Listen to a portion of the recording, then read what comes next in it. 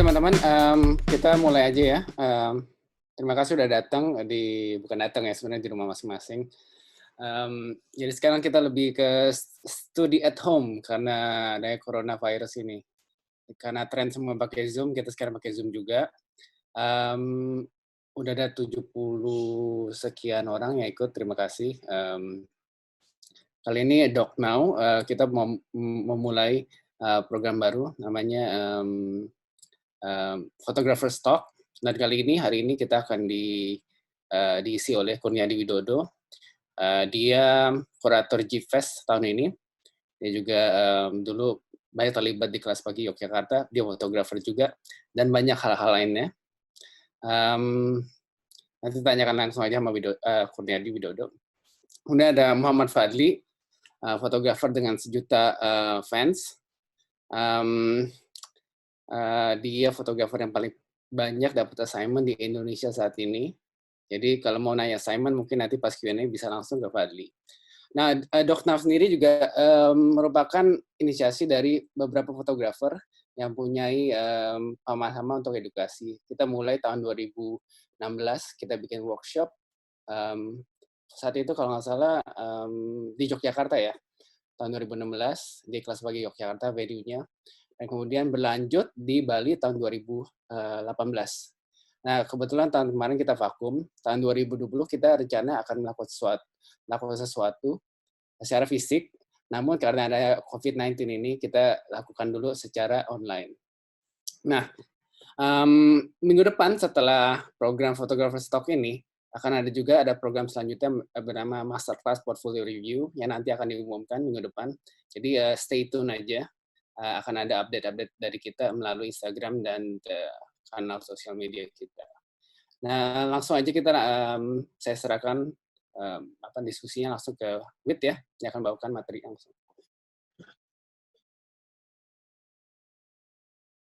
Oscar, bisa ini, Kar? Udah dengar semuanya? Udah dengar semua ya? Oke.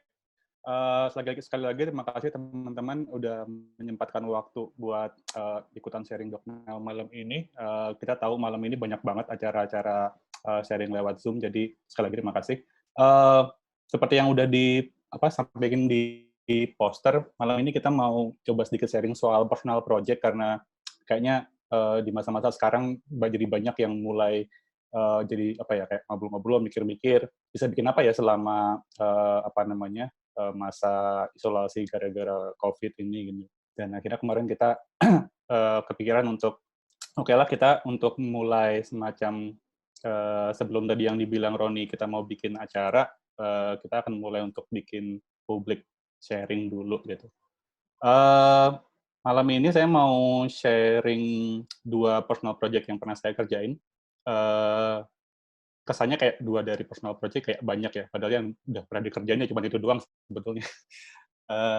Tapi 2 project ini kupikir bisa ngasih sedikit gambaran tentang personal project itu bisa dikerjakan dalam lingkup seperti apa aja gitu, karena project yang mau ku sharing ini cukup beda scope dan apa yang ditunjukin di dalamnya.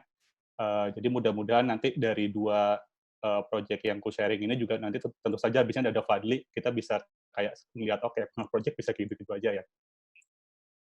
Aku nggak akan semacam kayak ngasih definisi personal project itu apa gitu, tapi akan lebih dari contoh-contohnya, mungkin kita bisa ngambil sesuatu dari situ. Oke, nggak usah berpanjang lebar. Untuk yang pertama,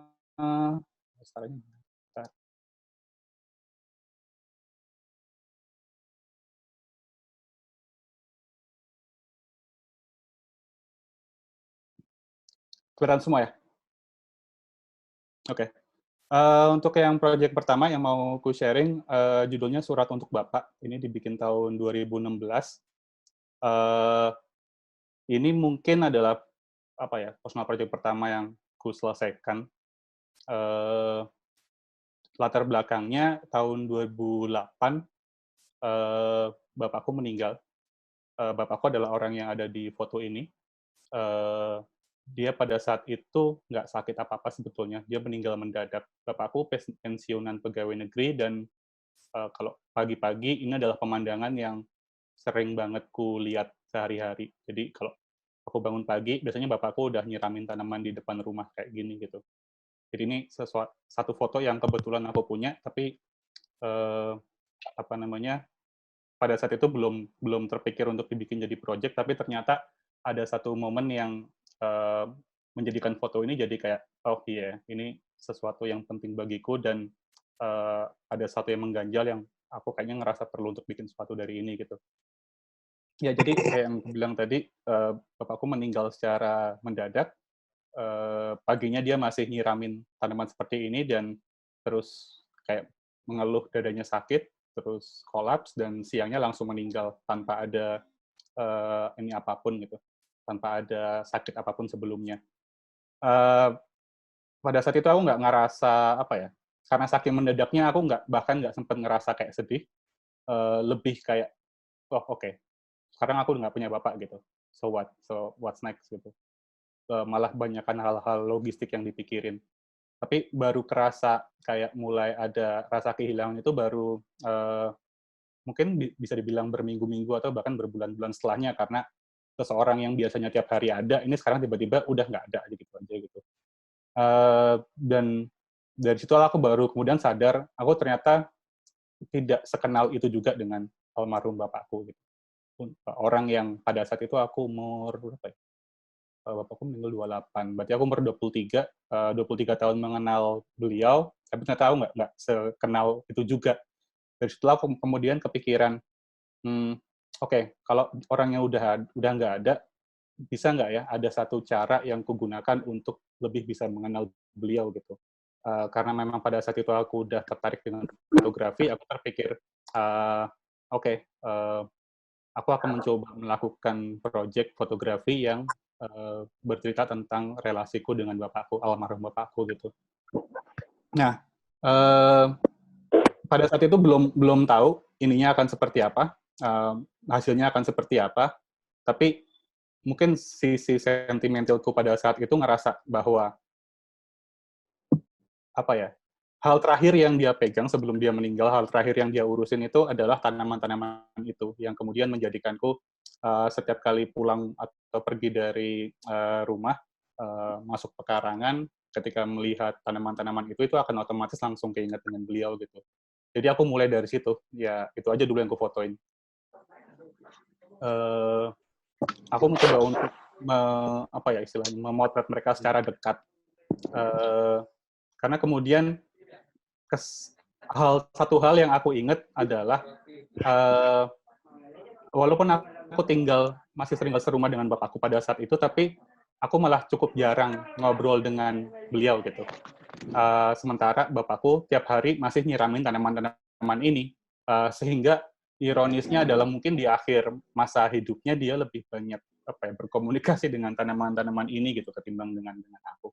Sehingga aku terpikir, oke, aku akan mencoba untuk memotret tanaman-tanaman ini seolah-olah seperti aku ingin bertanya dengan mereka gitu. Kalian waktu masih ngobrol dengan bapak itu sebenarnya apa aja sih yang diobrolin? Makanya itu kemudiannya menjadikan foto-foto ini sangat dekat, cenderung close up. Tapi apa ya? Setelah mencoba motret ini agak lama, aku ngerasa tetap ada satu hal yang kayak seolah-olah jadi nggak ada koneksi langsung dengan bapakku gitu secara visualnya, karena memang beliau udah nggak ada. Disitulah kemudian aku jadi terpikir, ada lagi nggak ya hal-hal yang bisa ku kulihat yang itu masih berada di rumah, yang itu adalah peninggalan dia, dan bisa melihat bagaimana relasiku dengan dia sebelum dia meninggal gitu. Di saat itulah aku kemudian jadi teringat ya album foto lama gitu. Aku mencoba buka-buka lagi album-album foto keluargaku, dan memang di sana masih ada foto-foto aku dan bapakku gitu. Walaupun mungkin memang hanya berhenti sampai apa ya?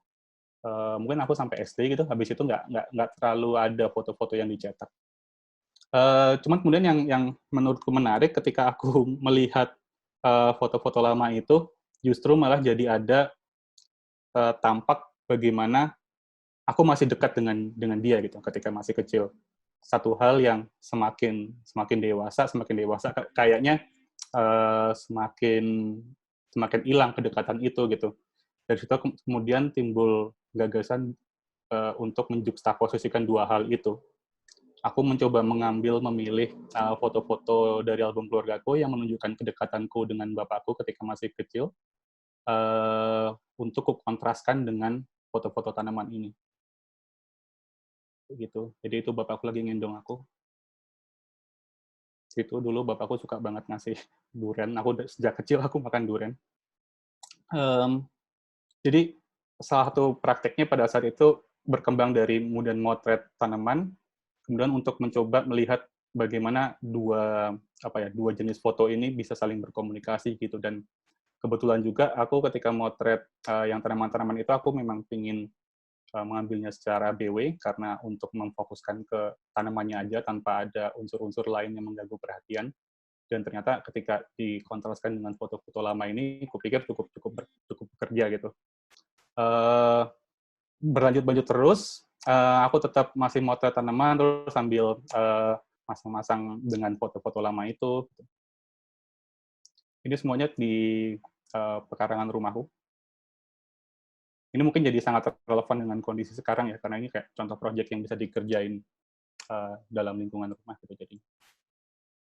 Yang foto lama itu adalah aku dengan bapakku di Danau Toba. Jadi dulu waktu kecil aku sering banget diajak ke Danau Toba, mungkin hampir setiap minggu, setiap weekend. Aku kayaknya masih umur berapa bulan di situ, yang foto yang kanan atas.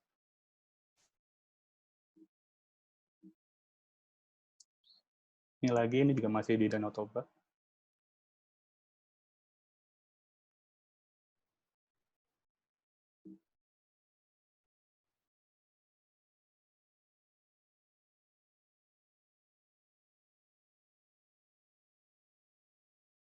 Nah, ini adalah foto pekarangan rumahku sendiri pada saat malam hari. Jadi yang foto-foto yang tadi ini sebenarnya semuanya di pagi hari atau siang hari atau sore hari.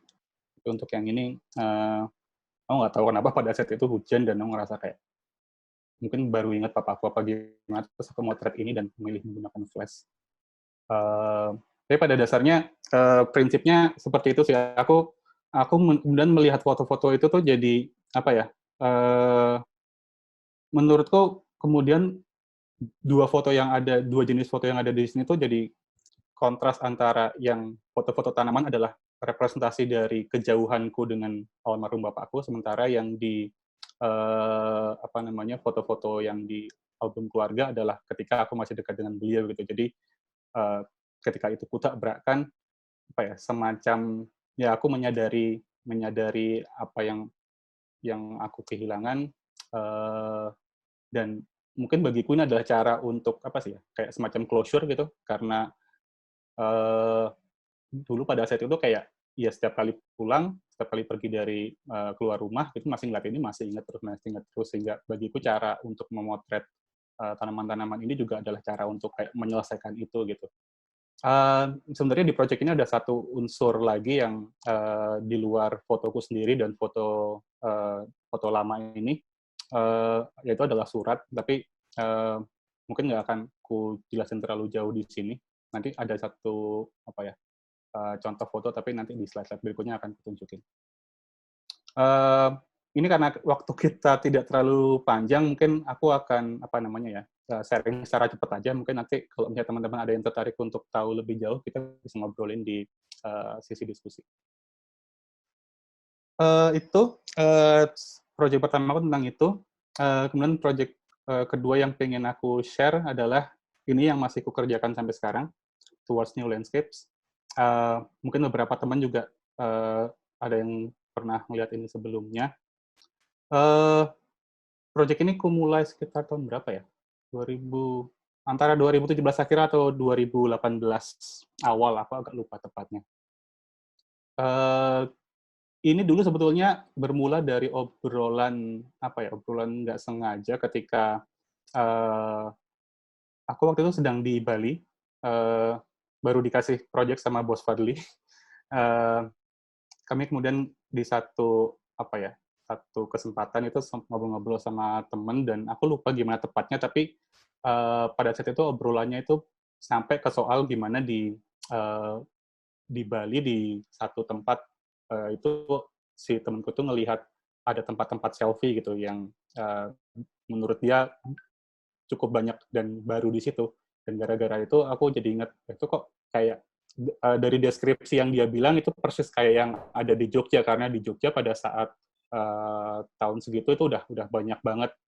Cuman kemudian si temanku tuh bilang, kok di Bali itu masih relatif baru gitu. Gara-gara itu aku jadi penasaran, terus aku sempat datangin, dan aku sempat motret, walaupun pada saat itu juga belum belum apa ya belum eh, belum berpikiran untuk itu menjadikan itu jadi project gitu, cuman lebih kayak ya main aja.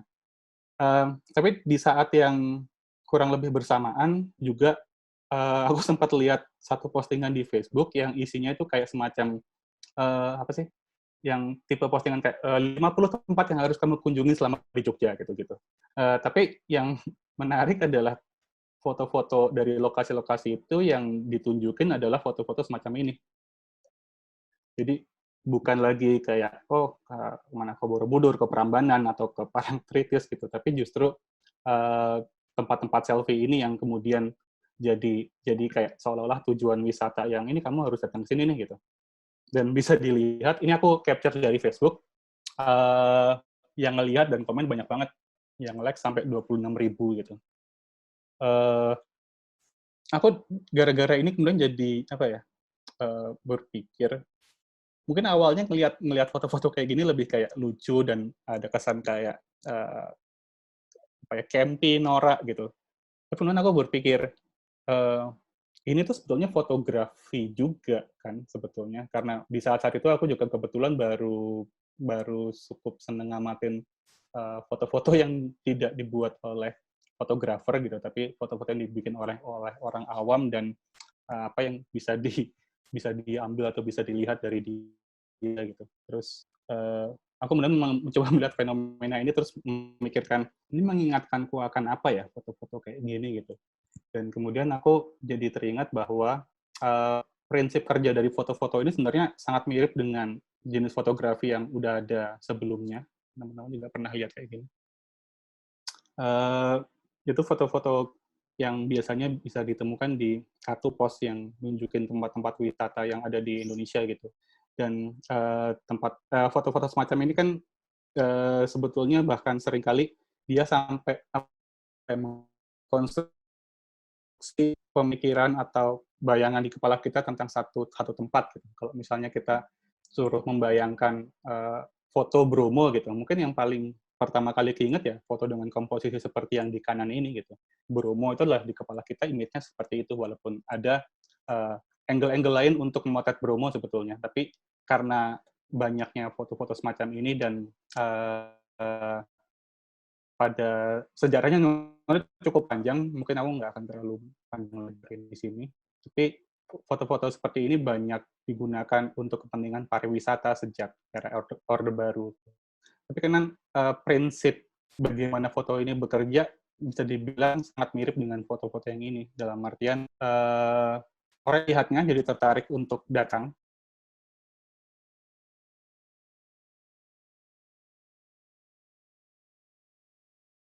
Ini dan kemudian mungkin foto-foto itu dilihat oleh orang lain, dan kemudian uh, orang-orang yang melihatnya juga pada gilirannya tertarik untuk datang ke tempat yang sama dan memotret hal yang sama, dan akhirnya siklus itu terus berulang gitu.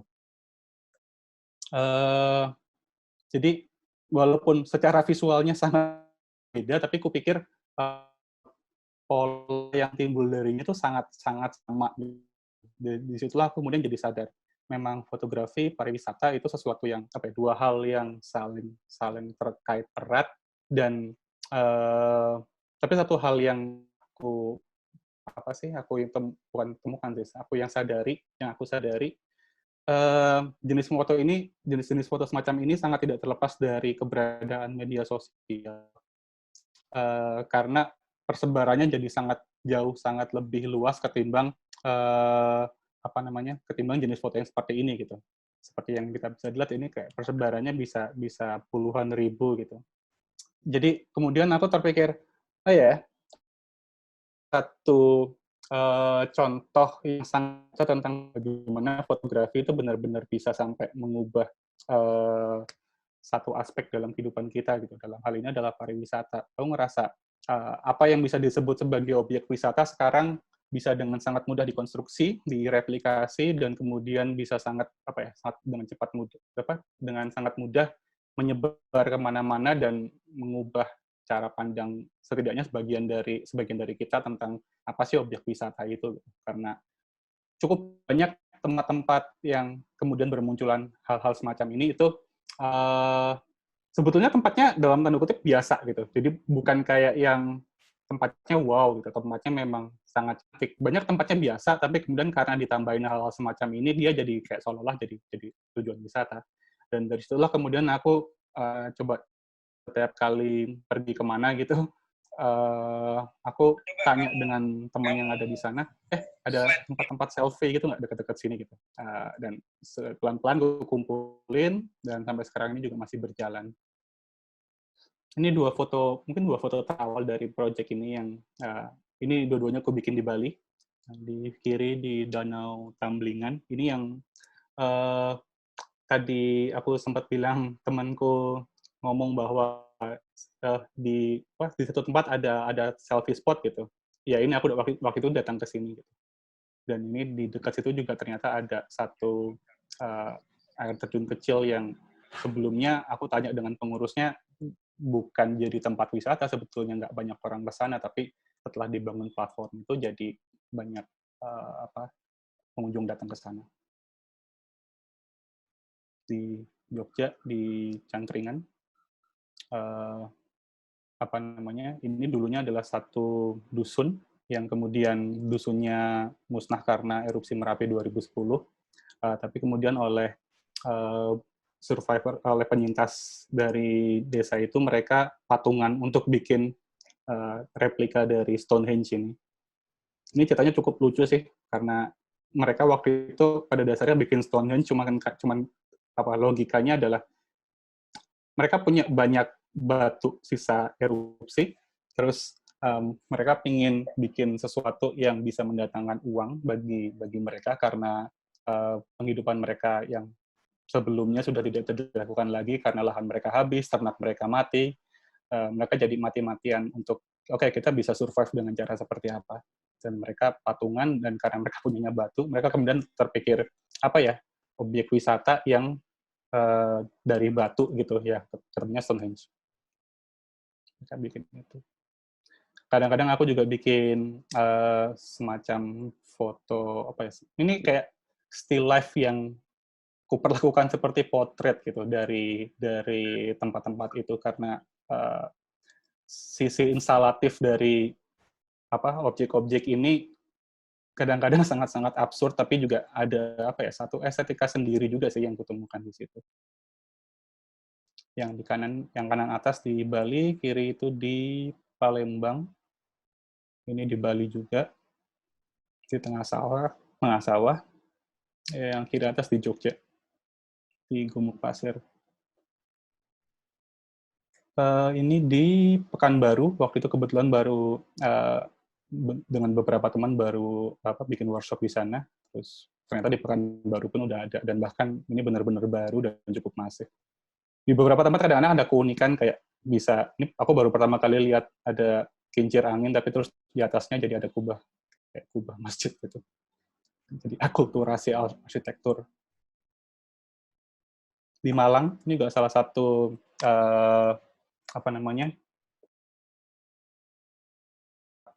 awal yang kutemukan. Waktu itu dibantu sama untuk ke sini juga, waktu itu baru bikin workshop kayak. Jadi aku memang biasanya seringkali tidak dengan datang ke tempat-tempat ini, tapi kayak kemana gitu, terus tanya ada apa ya. Dan masih di Gumuk Pasir, sama di masih di Palembang juga. Mohon maaf ya kalau agak putus-putus, kayaknya koneksiku baru agak nggak stabil. Ini di Tangerang, awalnya ini tambang batu kapur oleh warga sekitar yang kemudian habis, jadi kayak ada pit sisa yang kemudian tergenang, dan kebetulan ada fotografer prewed gitu yang nggak sengaja datang ke sana, nemuin ini, dan gara-gara itu jadi populer dan malah jadi tempat wisata. Ini di Padang, di Sumatera Barat, di Harau, dekat Payakumbuh. Di sana juga ada satu kayak taman Eropa yang isinya ada miniatur Menara Eiffel, ada Big Ben, ada kincir angin, dan bahkan di sana ada tempat nginepnya yang waktu itu bela-belain ku inepin, walaupun sebenarnya sangat mahal hitungannya, tapi terus aku cukup dapat beberapa gambar yang kupikir menarik karena bisa ngelihat ini ketika pagi-pagi dan masih berkabut. Mungkin itu gambarannya dari project ini, ya kayak aku bilang tadi, ini masih terus kukumpulin sampai sekarang. Tapi aku pengen sharing sedikit soal kenapa sih menurutku kita kalau teman-teman tertarik dengan fotografi atau memang berproses sebagai fotografer, tetap kupikir penting untuk punya personal project. Pertama, kayak di projectku yang pertama, dia bisa merupakan respon atas dorongan internal, karena memang kayak ada sesuatu yang kayak pengen dikeluarin, pengen diutarakan, tapi mungkin sulit untuk ngomongin itu dalam medium lainnya gitu, bentuk teks atau tertulis, mungkin ada sedikit kesulitan di situ, dan bisa ngomongin itu lewat bahasa visual. Kupikir untuk hal-hal semacam ini, personal project bisa jadi kayak sesuatu yang katarsis, juga sedikit ada unsur healing juga di situ gitu. Jadi ketika ada hal-hal yang sifatnya mengganggu, fotografi sebetulnya bisa dipakai sebagai alat untuk dealing with that gitu.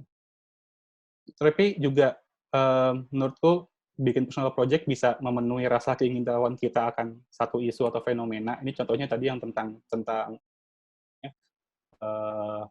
selfie spot, ini lebih yang kedua, karena aku tertarik dengan isu ini dan aku nggak banyak tahu, tapi justru karena aku ingin tahu, makanya aku membuat itu gitu. Jadi ketika aku berkunjung ke tempat-tempat itu, selain motret, aku juga ngobrol dengan orang-orang yang baik yang pengurusnya ataupun pengunjung, terus tanya-tanya, ngobrol-ngobrol, jadi tahu lebih banyak tentang itu. Jadi kalau yang pertama itu lebih karena oke, aku punya sesuatu, aku tahu sesuatu yang aku ingin kubagi, sementara untuk yang kedua itu lebih kayak aku ingin tahu sesuatu karena aku mengerjakan project ini.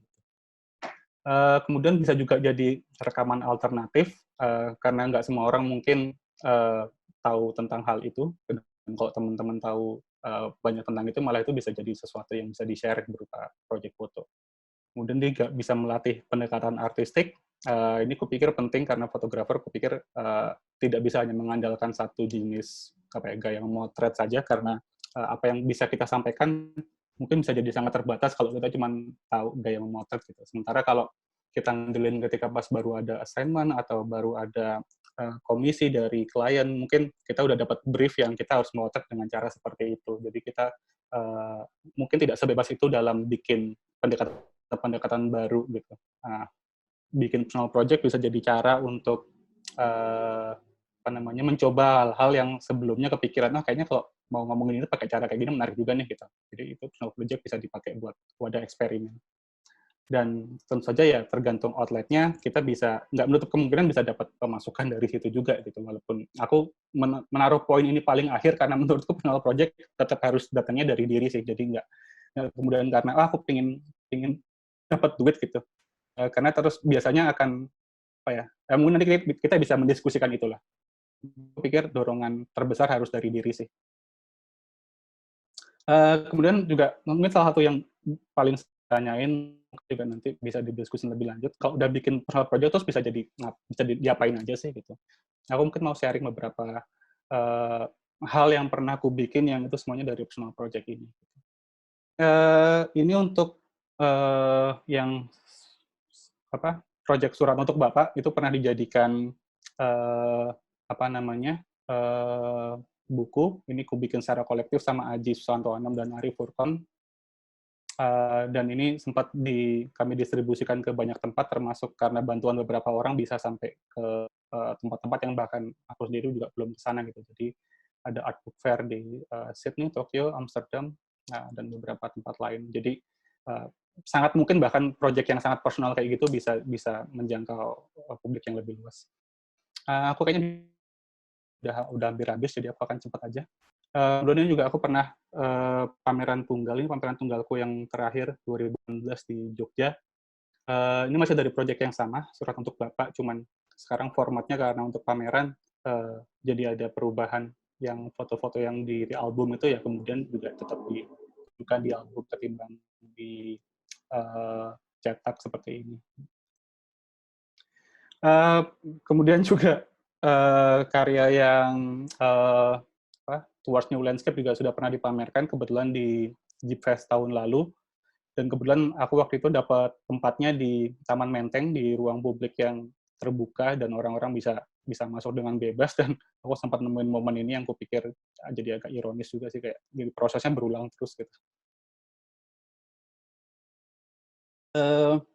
Kemudian juga ini project ini pernah dimuat juga di majalah Destination. Ini kalau nggak salah waktu itu edisi khusus fotografi ya kalau nggak salah. Waktu itu ada editor tamunya Mas Biawi Harta. Aku dan beberapa teman-teman mentor Doknau di sini juga rata-rata semua pernah bekerja untuk Destination Indonesia, dan waktu ada edisi khusus ini banyak dari kami yang mengirimkan, tapi kemudian waktu itu sama Mas Kris, editornya, aku diminta untuk menulis jadi kayak artikel khusus, dan jadi waktu teman-teman yang lain dapat 2 halaman, aku dapat 12 halaman, lumayan. Dan artikel ini sendiri juga ternyata waktu itu sempat diikutin ke Mas Kris ke Anugerah Pewarta Wisata Indonesia. Aku bahkan lupa ini tepatnya apa, karena aku bahkan nggak tahu itu ada. Dan ternyata malah dapat juara. Jadi satu hal yang jadi sekarang jadi apa ya? Seenggaknya aku bisa ngomong bahwa aku sekarang award winning photographer gitu, walaupun baru menang award sekali juga.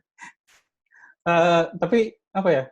Itu tadi sih, ini kupikir contoh gimana dua hal di mana proyek personal yang awalnya sama sekali nggak ada keinginan untuk mendapatkan keuntungan finansial apapun gitu, ya memang karena aku tertarik kerjain aja. Dari dua hal ini tetap bisa dapat duit juga gitu akhirnya. Jadi mungkin nanti kita bisa ngobrolin lagi gimana sih strategi untuk personal project kita juga mungkin bisa menemukan outlet yang tepat untuk bisa dapat pemasukan dari situ gitu. Mungkin habis ini Fadli juga bisa cerita banyak soal itu.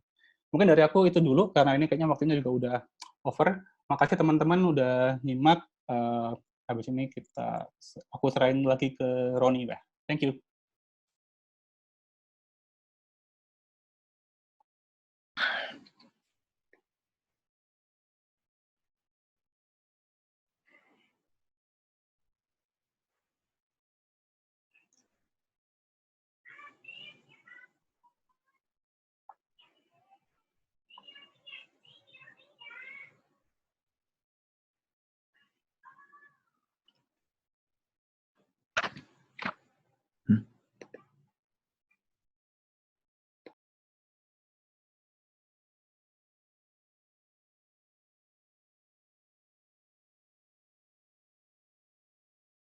Halo. Halo. Ya, halo teman-teman. Halo. Halo. Halo. Halo. Halo, halo. Halo. Ya. Ya, halo. Teman-teman bisa dengar nggak semua? Dengar. Ya, oke. Wid, makasih tadi ya Wid ya untuk presentasinya juga. Mungkin tadi kayak si Roni jadi koneksinya lagi nggak stabil. Mungkin langsung aja ketebasan Ini lagi sholat. Iya. Mungkin langsung aja Fadli bisa sesinya langsung dilanjut karena nanti kayaknya bila daftarnya udah mulai banyak pertanyaan nih. Silakan Fadli. Oke, terima kasih teman-teman semua udah bergabung malam ini. Oke, sebentar. Oke, mungkin ya melanjut apa yang dibahas Wid tentang personal project. Tadi Wid udah sempat singgung soal kenapa sih bikin personal project, alasan-alasan di balik personal project gitu.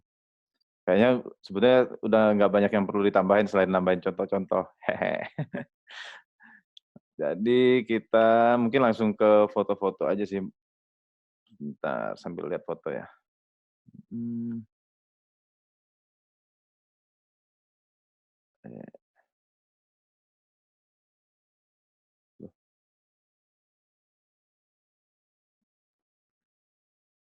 hmm, oke. Ya mungkin bisa, semoga udah kelihatan sama teman-teman semuanya. Ya di sini saya mungkin pengen cerita-cerita juga. Saya kebetulan bekerja sebagai fotografer dokumenter dan portret. Kebanyakan bekerja untuk media-media, ya baik itu majalah, koran, terus juga ngerjain kerjaan komersil. Nah, tapi di luar itu saya juga banyak bikin personal project yang di mana saya mengerjakan topik-topik yang saya sendiri secara personal tertarik terhadap itu. Nah, ini mungkin bisa dibilang apa yang saya kerjain klop dengan apa yang sempat diutarakan Wid sebelumnya tentang kenapa bikin personal project.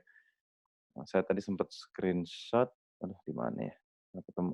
Tapi intinya kebanyakan proyek personal saya itu membahas eee hal-hal di mana saya sendiri juga memiliki rasa ingin tahu yang dalam terhadap topik tersebut dan kemudian ya saya putuskan untuk mendokumentasikannya dan mencari tahu lebih lanjut. Nah, ini termasuk dengan story yang saya kerjain berjudul Rebel Riders. Ini yang bercerita tentang komunitas Vespa ekstrim di Indonesia. Nah, ini sebetulnya untuk saya pribadi Vespa ekstrim ini sesuatu yang udah dari zaman kuliah saya sering lihat gitu loh. Tapi dari dulu tuh selalu mikir, wah ini ngapain ini kerjaan bikin-bikin Vespa kayak gini gitu loh.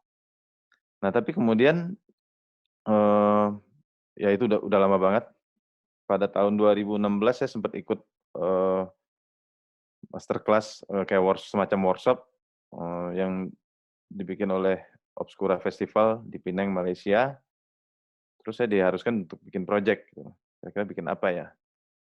Nah, kemudian akhirnya kepikiran lagi lah bikin project tentang Vespa ekstrim ini. Kemudian saya mulai cari tahu, mulai kenalan dengan mereka, oh ternyata begini. Nah, ini sebetulnya terjadi di banyak project saya yang lain juga gitu. Misalnya nanti kita bisa lihat project Banda Jurnal, terus ada beberapa project lainnya. Ya mungkin saya nggak bisa bagi banyak karena waktunya lumayan terbatas ya, karena udah jalan beberapa menit. Nah, mungkin kita bisa langsung lihat foto-fotonya aja. Untuk pendekatan sendiri di project ini saya lebih banyak menggunakan pendekatan portraitur, walaupun pada akhirnya tidak semuanya foto-foto portrait. Tapi foto-foto di dalam ini didominasi oleh foto-foto portrait dan saya pikir kekuatan utama dari project ini adalah foto portraitnya. Nah, proses mengerjakan personal project ini sendiri, khususnya Rebel Riders, sangat menarik karena di sini ketika ngerjain Rebel Riders, saya memanfaatkan cara yang sebelumnya relatif nggak pernah saya lakukan sebelumnya gitu. Nah, di awal begitu saya berkenalan dengan teman-teman penggiat Vespa, wah kok kayaknya susah juga ya nyari orang-orangnya gitu. Kemudian saya kepikiran, oh kayaknya enak juga nih kalau nyari subjek fotonya dicari lewat media sosial gitu. Kemudian saya mulai bergabung dengan grup-grup Facebook Vespa ekstrim, di situ kenal beberapa, terus saya mulai nyari itu di Instagram orang-orangnya, terus kenalan, terus saya janjian buat sesi foto. Nah, ini mungkin sebuah keuntungan buat kita yang bikin personal project saat ini, di mana di luar ini ya COVID-19 pastinya ya. Kita dengan mudah bisa terkoneksi dengan orang-orang yang ingin kita foto, terutama kalau kita motretnya subjeknya manusia gitu. Nah itu buat saya dalam proyek ini membantu sekali. Jadi dalam waktu singkat saya bisa ketemu banyak sekali dari penggiat Vespa ekstrim ini. Nah proyek ini saya nggak berharap akan berlanjut, tapi setelah dipamerin sebagai hasil akhir dari masterclass, saya memutuskan, oh kayaknya ini story-nya lumayan potensial gitu loh. Terus mulai ada beberapa media yang tertarik buat publish story ini. Kemudian ya saya putuskan buat lanjutin, terus kemudian foto-fotonya banyak dikirim ke festival-festival dan sempat dipamerin di beberapa festival juga. Nah, sampai akhirnya pada 2018 akhir saya ditawarin untuk bikin buku. Nah, ini bisa dilihat lagi foto-fotonya. Nggak terlalu banyak dimasukin di sini, dan ada beberapa foto yang justru nggak ada dalam bukunya juga.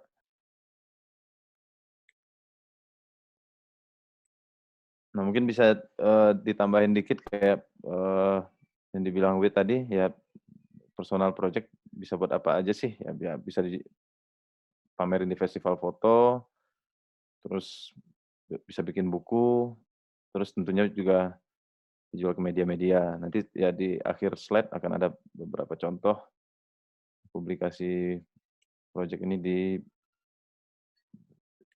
sebuah majalah.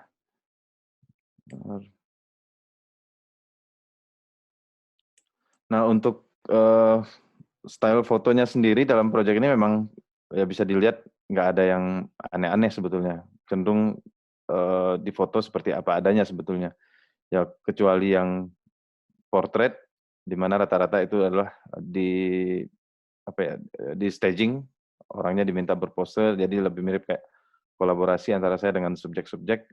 Sedangkan yang lain ini benar-benar dipotret seperti apa adanya. Jadi nggak ada pendekatan yang aneh-aneh sebetulnya. Dan aku pikir ini juga bukan pendekatan yang baru ya, kayak portrait ini udah pendekatan yang udah sering dilakukan sebelumnya oleh banyak fotografer lain, dan kebetulan ini subjeknya aja yang sedikit lebih fresh. Nah, ini bisa dilihat fotonya. Nah, ini mungkin ada beberapa, ya ini contoh publikasi Rebel Riders di sebuah majalah Rusia. Nah, jadi buat mungkin ada teman-teman yang mikir loh, nanti kalau bikin project duitnya dari mana ya? Nah, kalau saya sendiri sih, kalau begitu bikin project biasanya walaupun nggak selalu akan laris buat dijual di media, tapi selalu ada potensi buat itu. Nah, kalau saya sendiri sih ya cenderung selalu bikin aja dulu. Misalnya pendanaan biasanya saya akan ambil dari project-project lain yang saya kerjakan. Nah, kemudian setelah itu ketika karyanya jadi, karya personal jadi, saya akan tawarin lagi. Nah, ini project Rebel Riders ini mungkin project yang paling laris ya dari yang pernah dikerjain. Oke, kita lanjut dulu. Waktunya udah makin sedikit. Nah, ini kita balik sedikit ke belakang. Ini project yang The Banda Journal yang udah dikerjain sejak 2014. Project ini sebetulnya bukan, walaupun project personal, tapi mengerjainnya nggak sendirian. Jadi ini kolaborasi antara saya dengan teman saya penulis perjalanan namanya Fatris. Jadi ini kolaborasi antara saya dan Fatris. Jadi kita kadang-kadang nge-trip bareng-bareng buat kesini, terus kemudian diskusi bareng, ini projectnya mau dibikin seperti apa. Nah, ini mungkin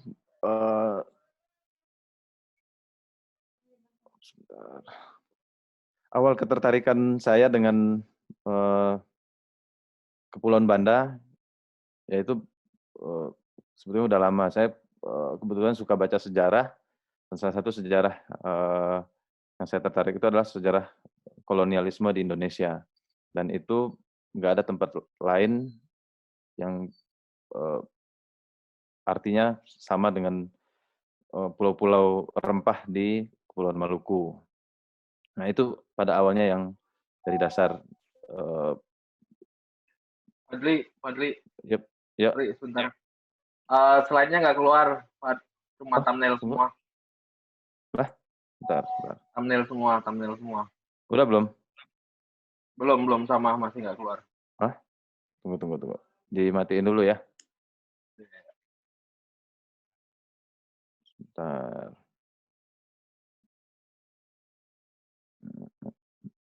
Udah belum?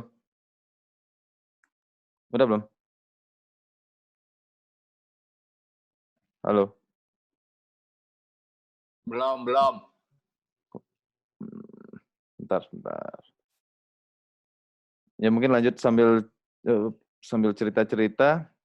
Jadi Project Banda ini awalnya ya mulai dari cuman rasa ingin tahu, iseng, pengen lihat, Kepulauan Banda itu seperti apa sih? Jadi pada akhir 2014 saya datang ke sana ya cuman buat lihat-lihat. Kemudian nyampe di sana mulai nanya-nanya ke warga, terus baca-baca lebih banyak sejarahnya. Kayaknya ini menarik nih buat digali lebih dalam. Udah kelihatan belum fotonya? Kok nggak mau ya? Belum kelihatan ya. Sebentar. Kenapa ya? Ini udah sempet di stop sharing sih tadi. Udah di restart bridge-nya juga. Sebentar. Kok nggak mau ya? Ini aja deh.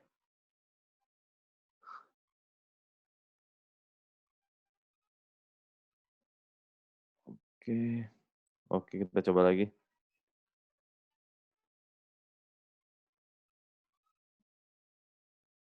Bentar. Ya, udah kayak gini aja. Di slide ke samping ya. Jadi proyek ini sendiri bercerita tentang dampak jangka panjang penjajahan di satu tempat di Indonesia, yaitu di sini di Kepulauan Banda. Buat teman-teman yang belum tahu Kepulauan Banda itu ada di mana, dia terletak di tenggaranya Ambon. Nah, saat ini mungkin nggak banyak orang yang mengingat Banda sebagai tempat yang begitu berarti di masa lalu, tapi di dulu itu, terutama ketika di Eropa sempat ada wabah Black Death, ya mirip-mirip lah kayak COVID-19 sekarang. Nah, jadi orang-orang Eropa itu berpikir bahwa rempah itu adalah salah satu penawarnya lah. Nah, itu kenapa mereka berlomba-lomba untuk mencari daerah asalnya rempah. Nah, tapi walaupun begitu, itu nggak sepenuhnya benar. Jadi sebetulnya setelah kemudian dilakukan penelitian, ya nggak ada efek yang berarti juga dari rempah-rempahnya. Kayak ketika dibilang ini COVID bisa dicegah dengan minum jamu lah, itu mengada-ngada sekali. Nah, tapi dulu sekali orang percaya dengan itu, dan begitu hebatnya cerita tersebut sampai ya orang-orang Eropa akhirnya memutuskan untuk berlayar dan mencari tempat asalnya rempah tersebut di tempat yang sekarang jadi bagian dari Indonesia.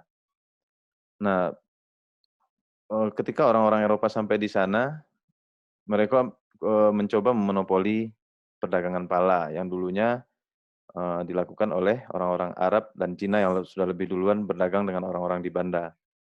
Nah, monopoli itu menyebabkan banyak penderitaan ke warga lokal. Misalnya pada tahun 1621 itu Jan Pieterszoon Koen melakukan pembantaian terhadap orang Banda, sehingga banyak orang Banda yang tewas, ada yang harus mengungsi ke pulau lain di sekitar Maluku. Nah, kalau misalnya teman-teman ada yang tahu daerah yang namanya Kampung Bandan di Jakarta Utara itu, nah itu dulu menjadi tempat budak-budak orang Banda yang dibawa ke Batavia oleh Belanda. Nah, memang terkesan ya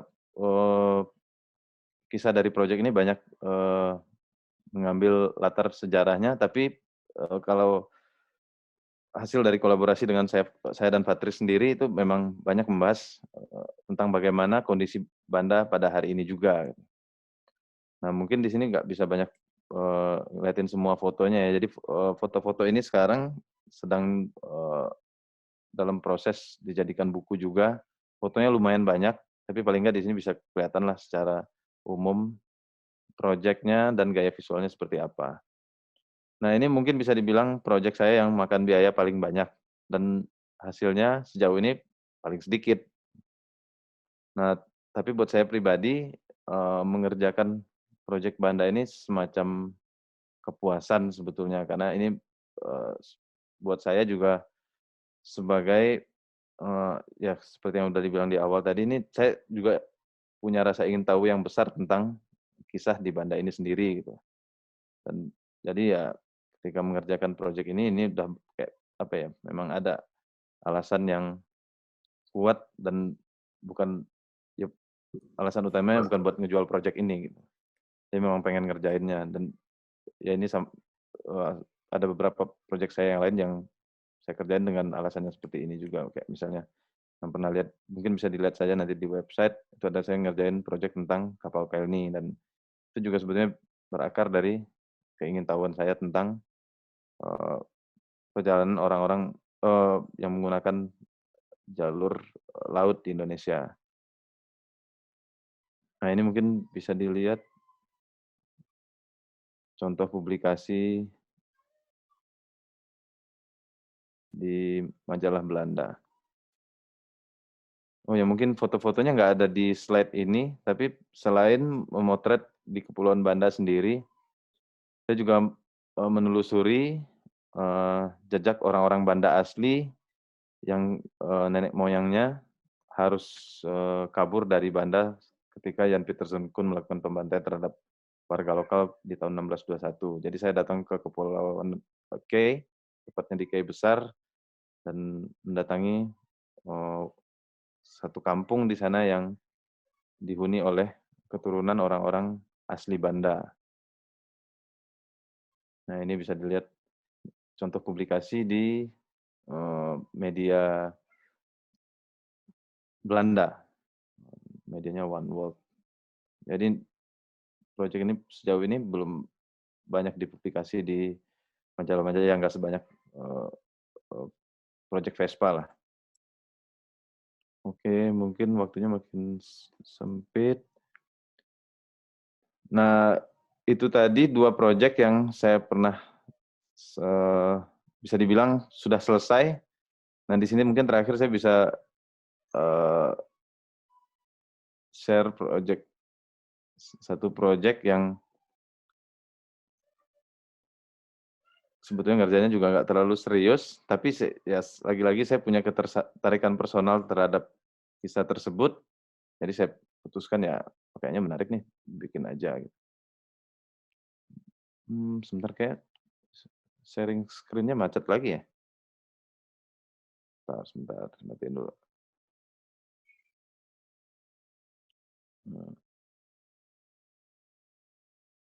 Oke, ulang lagi. Aneh.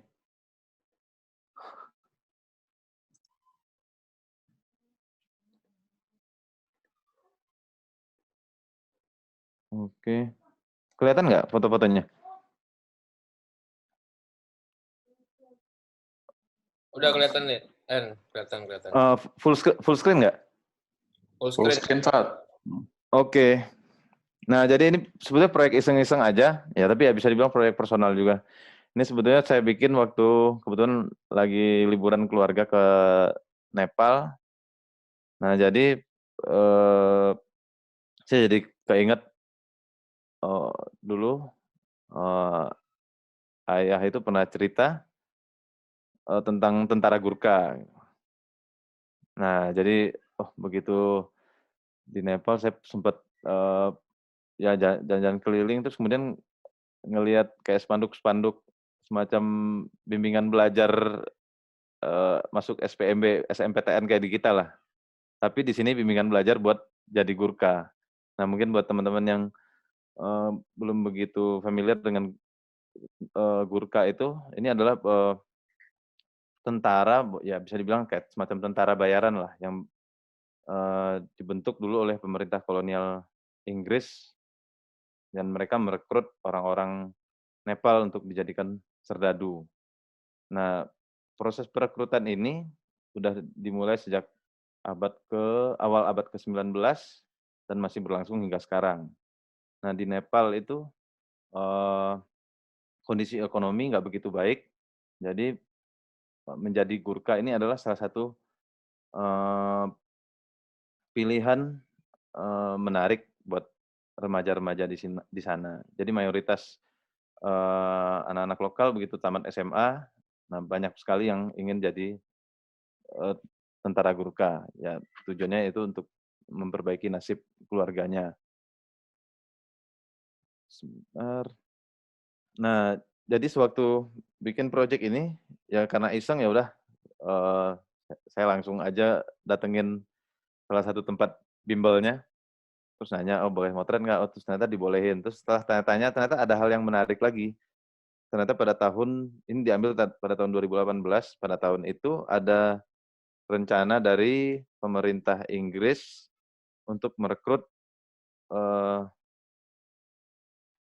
remaja-remaja wanita Nepal untuk dijadikan Gurkha wanita pertama kalinya. Dan, eee, tempat pelatihan ini ternyata udah, membaca itu dan udah mulai juga membuka pendaftaran untuk, bimbingan belajar yang cewek-cewek.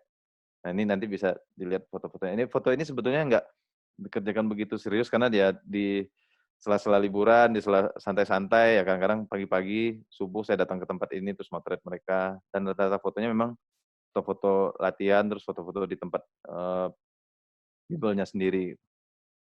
Nah, ini tadinya mau diterusin tapi begitu, eee, tahun lalu itu kedengeran kabar bahwa, eee, perekrutan yang, Gurkha yang ceweknya ternyata dibatalin gitu, karena banyak protes dari pemerintah, eee dari aktivis-aktivis di Nepal. Nah, di sini kita bisa lihat fotonya, akhirnya saya campurin semua aja buat dilihat secara umum. Dan susunan fotonya sendiri masih, nggak begitu rapi, tapi paling nggak kita bisa di sini saya bisa share sedikit lah sebuah project yang sebetulnya nggak, eee, belum, begitu selesai sebetulnya. Jadi paling nggak di sini bisa lihat sedikit, eee, visualnya seperti apa, terus foto-foto yang diambil variannya seperti apa. Kelihatan semua nggak? Oke. Mmm, oke. Nah, awalnya ini, project ini ya berawal dari spanduk-spanduk yang ditempel-tempel di penjuru kota inilah. Nah, kemudian, "Oh ini apa sih ini?" Gitu. Ya ini awalnya kemudian saya telusuri, nah, di sini saya memang datang ke, Salut Gorka ini dan memotret siswa-siswa mereka yang tengah dididik. Ya tentara Gurkha ini, bisa dibilang salah satu tentara yang sangat, eee, ditakuti di kalangan militer. Kalau nggak salah itu pernah ada cerita waktu perang di Kepulauan Falkland, di Samudra Atlantik atau yang terkenal dengan Perang Malvinas, itu Inggris untuk, menakut-nakuti tentara Argentina, mereka bahkan menyebar, semacam selebaran itu, bahwa tentara Gurkha akan segera datang. Dan hanya karena itu moral tentara, Argentina langsung runtuh. Itu saking menyeramkannya, eee, reputasi tentara Gurkha.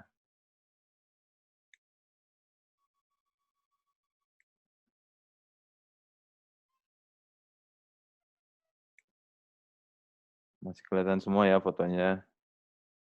Oke, masih lancar.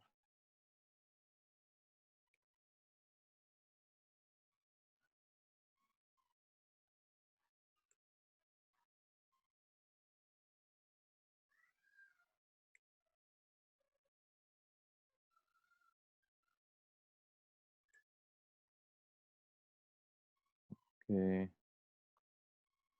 Bisa tahu berapa lagi. Mudah-mudahan lancar semua ya buat ngeliat fotonya. Soalnya kayaknya jadi sering error gara-gara dibuka dari bridge. Nah, ini salah satu siswa wanita yang ikut pelatihan jadi gurkha.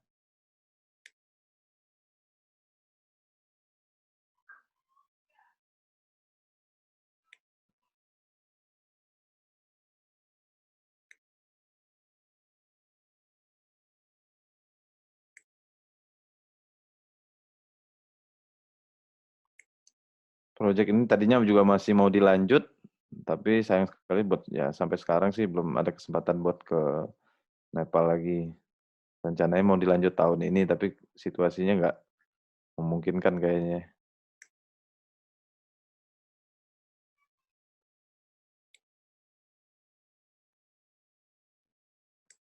Oke, udah nggak banyak. Setelah ini mungkin kita bisa langsung ke sesi Q&A ya. Jam berapa sih?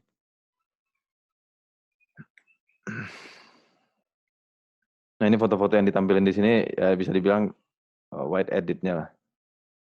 Jadi masih bisa disempitkan lagi.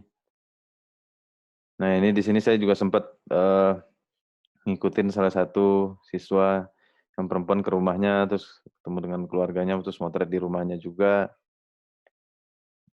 Ini yang siswa ini namanya Sone, ayahnya juga ternyata seorang gurkha yang dinas di Indian Army di New Delhi.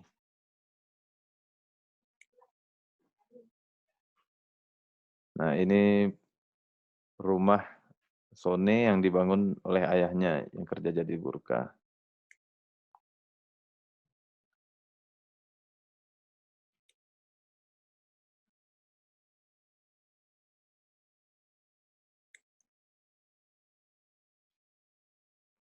Oke, masih lancar ya. Oke. Kayaknya ini foto terakhir.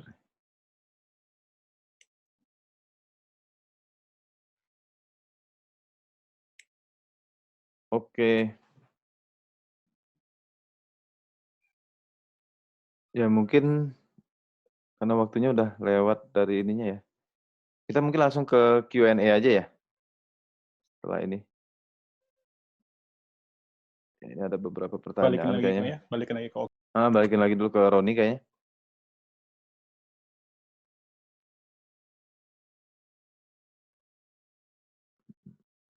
Ron.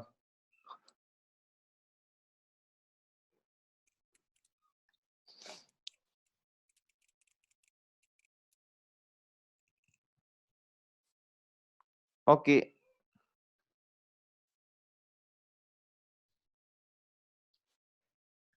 Oh ya, ya thank you Fadli sama Wid. Oke. Ada beberapa pertanyaan sih. Yang pertama mungkin kenapa untuk Wid, kenapa foto lamanya nggak dibuat BW juga, Mas Wid? Dari Novian. Kenapa foto lamanya nggak dibikin? Bisa jawab. Ya, kenapa foto lamanya nggak dibikin BW juga ya? Jadi menurutku ketika ngerjain project kayak gini ada dua macam pertimbangan. Yang satu pertimbangan naratif, ya pertimbangan yang terkait dengan ceritanya sendiri. Yang satu lagi adalah pertimbangan artistiknya. Untuk foto-foto lama yang ada di album keluargaku itu memang karena fotonya berwarna.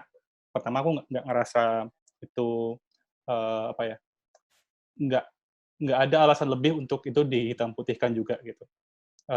Terutama ketika dia dihitam putihkan, dia malah jadi kayak tenggelam dengan apa namanya foto-foto tanamannya juga. Sementara seperti yang tadi udah aku jelasin, menurutku foto tanaman dan foto lama itu merepresentasikan dua hal yang justru saling bertolak belakang gitu. Yang foto lama itu tentu saja dari masa lalu, dan yang foto hitam putih itu yang dari masa sekarang. Seenggaknya masa sekarang ketika aku motret itu ya. Dari waktu udah beda, kemudian dari soal representasinya itu tadi juga beda. Yang satu merepresentasikan kedekatanku dengan bapakku ketika aku masih kecil, yang satu lagi merepresentasikan justru kejauhanku dengan beliau gitu, di mana bapakku lebih dekat dengan tanaman itu. Jadi sebetulnya memang secara fungsi dua-duanya berbeda. Jadi kupikir secara artistik juga aku menemukan alasan kenapa keduanya perlu dibedakan gitu. Kurang lebih sih seperti itu. Kalau yang di bukunya justru sebetulnya ada perbedaan lagi.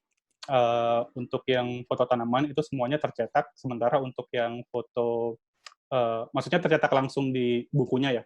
Kalau untuk yang foto lama itu karena itu hasil dari kuscan dan kemudian kucetak lagi di kertas terpisah, kemudian itu fotonya kutempel di bukunya. Jadi memang dua foto itu ada perbedaan gitu untuk menunjukkan bahwa memang dua jenis foto itu mempunyai fungsi yang beda. Jadi alasannya sederhana itu sih sebetulnya, Bang Novian.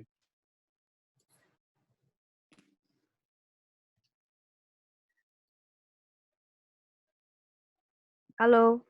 Halo, halo. Ya, Ya. Roni ada? Dari Fadli mungkin mau menambahkan atau apa?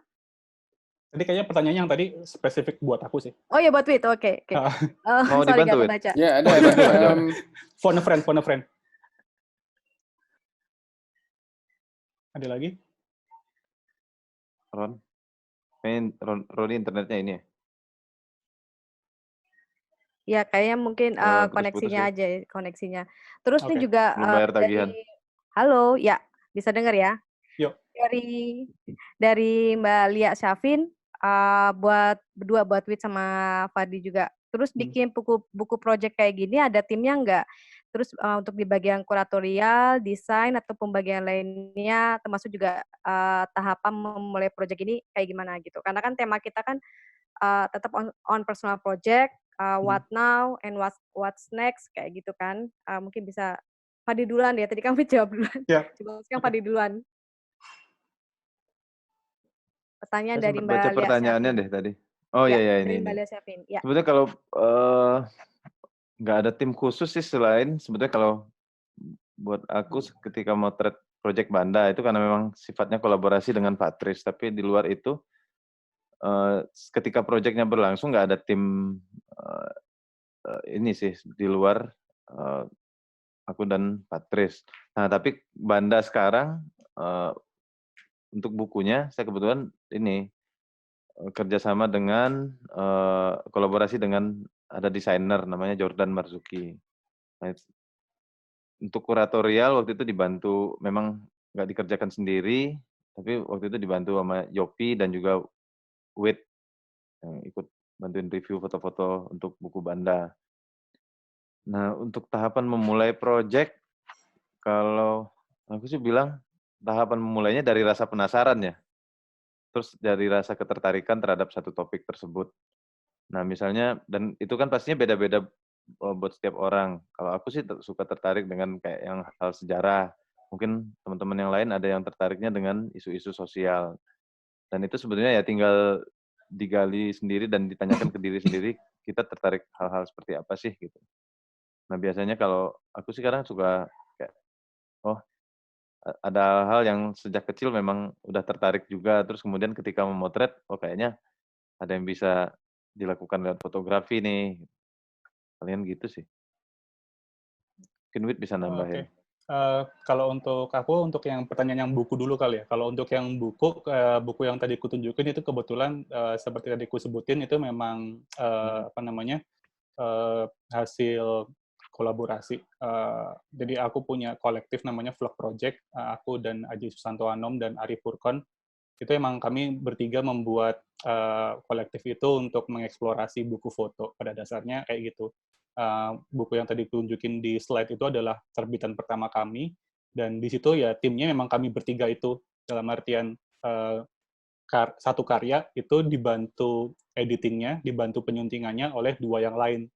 Jadi karyaku itu dibantu penyuntingannya oleh Aji dan Furkon, karyanya Aji dibantu suntingannya oleh aku dan Furkon, karyanya Furkon ya dibantu oleh aku dan Aji gitu. Jadi kayak muter gitu.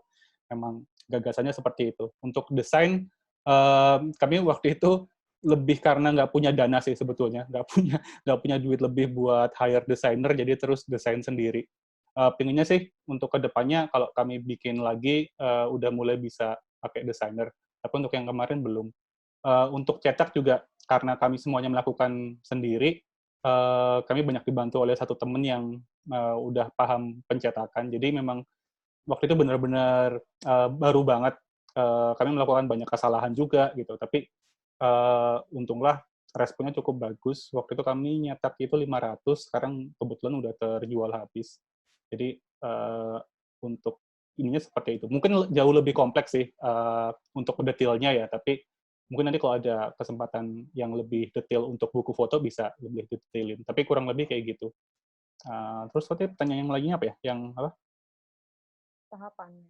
Tahapan. Tahapannya ya itu tadi akan ke Kalau untuk project sendiri sih sebetulnya kupikir tergantung jenis projectnya ya. Kalau yang kayak yang ku bikin untuk yang surat untuk Bapak, pada dasarnya bisa dibilang nggak ada persiapan, karena kemudian memang itu sesuatu yang berjalan secara natural, berjalan secara organik, sejak Bapakku meninggal tahun 2008. Setelah itu, bisa dibilang aku udah mulai motretin, tapi lebih kayak on and off, dan belum tahu mau dijadiin apa. Baru kemudian pada saat 2016, aku dan Aji dan Furkon bikin vlog project itulah, barulah itu benar-benar kayak disiapin untuk dipublikasi gitu. Dan aku waktu itu sempat tunjukin ke mereka foto-foto yang foto sejak 2009-an gitu, malah nggak ada yang kepake karena menurut mereka mood-nya sama sekali nggak seperti yang ku inginkan, nggak sama sekali nggak seperti yang ku ceritakan. Dan kalau nggak salah waktu itu cuman ada 1 apa 2 foto gitu yang menurut mereka ini nih kalau yang seperti kamu bilang tadi, mood-nya mendingan yang kayak gini. Jadi aku akhirnya 2016 itu memotret ulang lagi dengan mood seperti itu, dan proses pengerjaannya sekitar 2 sampai 3 bulan kalau nggak salah. Secara santai sambil juga produksi bukunya sendiri. Itu untuk yang surat untuk Bapak. Kalau untuk yang Towards New Landscape juga sebetulnya bisa dibilang sangat organik karena tempat-tempatnya sendiri memang sangat aksesibel karena memang itu tempat yang bisa dikunjungi siapapun. Yang kulakukan adalah langsung datang ke tempatnya sih. Risetnya itu lebih kayak misalnya aku baru di satu kota, aku banyak menggunakan Instagram untuk kemudian misalnya misalnya baru di Pekanbaru gitu ya, coba cari kayak hashtag explore Pekanbaru atau selfie Pekanbaru atau apapun itu gitu. Biasanya dari tempat-tempat kayak gitu, dari cara-cara kayak gitu langsung nongol, oh di sini. Jadi sangat mengikuti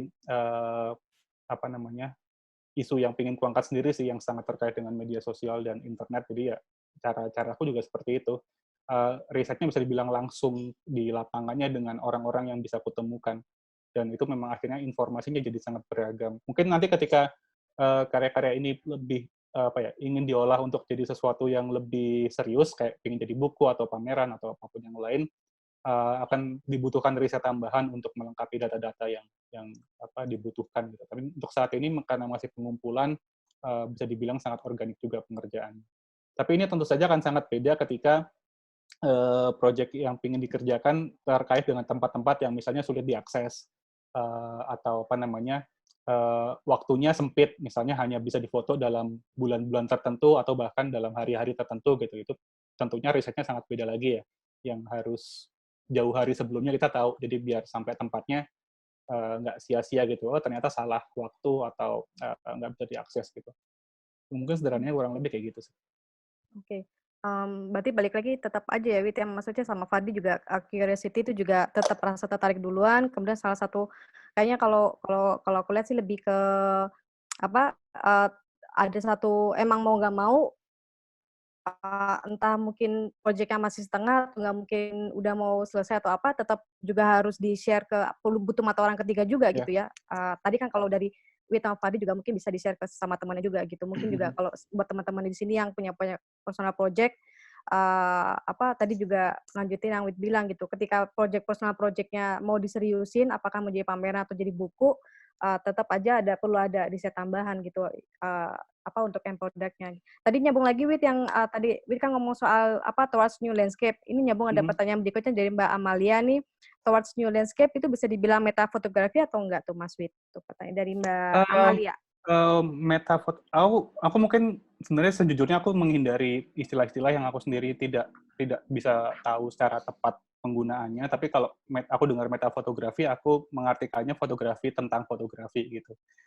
Dalam tataran itu mungkin bisa dibilang iya, karena memang aku sendiri, aku sering bilang ke apa ya teman-teman yang mungkin ngobrol sama aku memandang fotografi itu aku tertarik dengan mediumnya. Aku tadi kayak di awal Roni sempat bilang aku mungkin bisa berfungsi dalam banyak hal di fotografi, ya motret, ya ngajar, ya sekarang baru jadi kurator pameran gitu. Bukan berarti aku ahli di semuanya, tapi memang karena ketertarikanku membawaku untuk mengolah hal-hal itu gitu yang tidak bisa kulakukan hanya ketika aku hanya pakai satu topi gitu. Jadi memang ketertarikanku cukup luas dalam fotografi.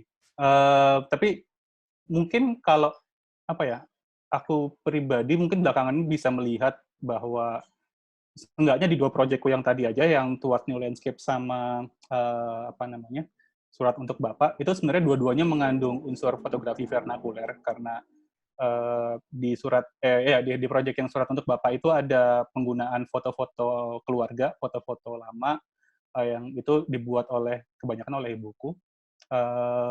Kemudian di Towards New Landscape ya tentu saja itu terinspirasi sama praktik orang kebanyakan yang mendorong munculnya fenomena selfie spot semacam itu gitu. Jadi mungkin sekarang aku bisa melihat bahwa aku banyak terinspirasi oleh fotografi yang dilakukan oleh orang awam sih, dan bisa jadi untuk kedepannya mungkin juga kayak hal-hal yang ku kerjakan akan tetap terkait dengan fotografi memang. Jadi kayak fotografi tapi tentang fotografi atau menyikapi atau merespon satu hal tentang fotografi, bisa jadi kayak gitu.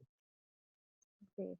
Ini mungkin tadi mau nanggepin lagi tapi kayaknya banyak banget pertanyaan dan kita waktu terbatas, mendingan langsung ke pertanyaan teman-teman semua yang emang niat masuk ke sini gitu kan, pasti juga mau penasaran dengan bahasan dari Wida sama Fadli.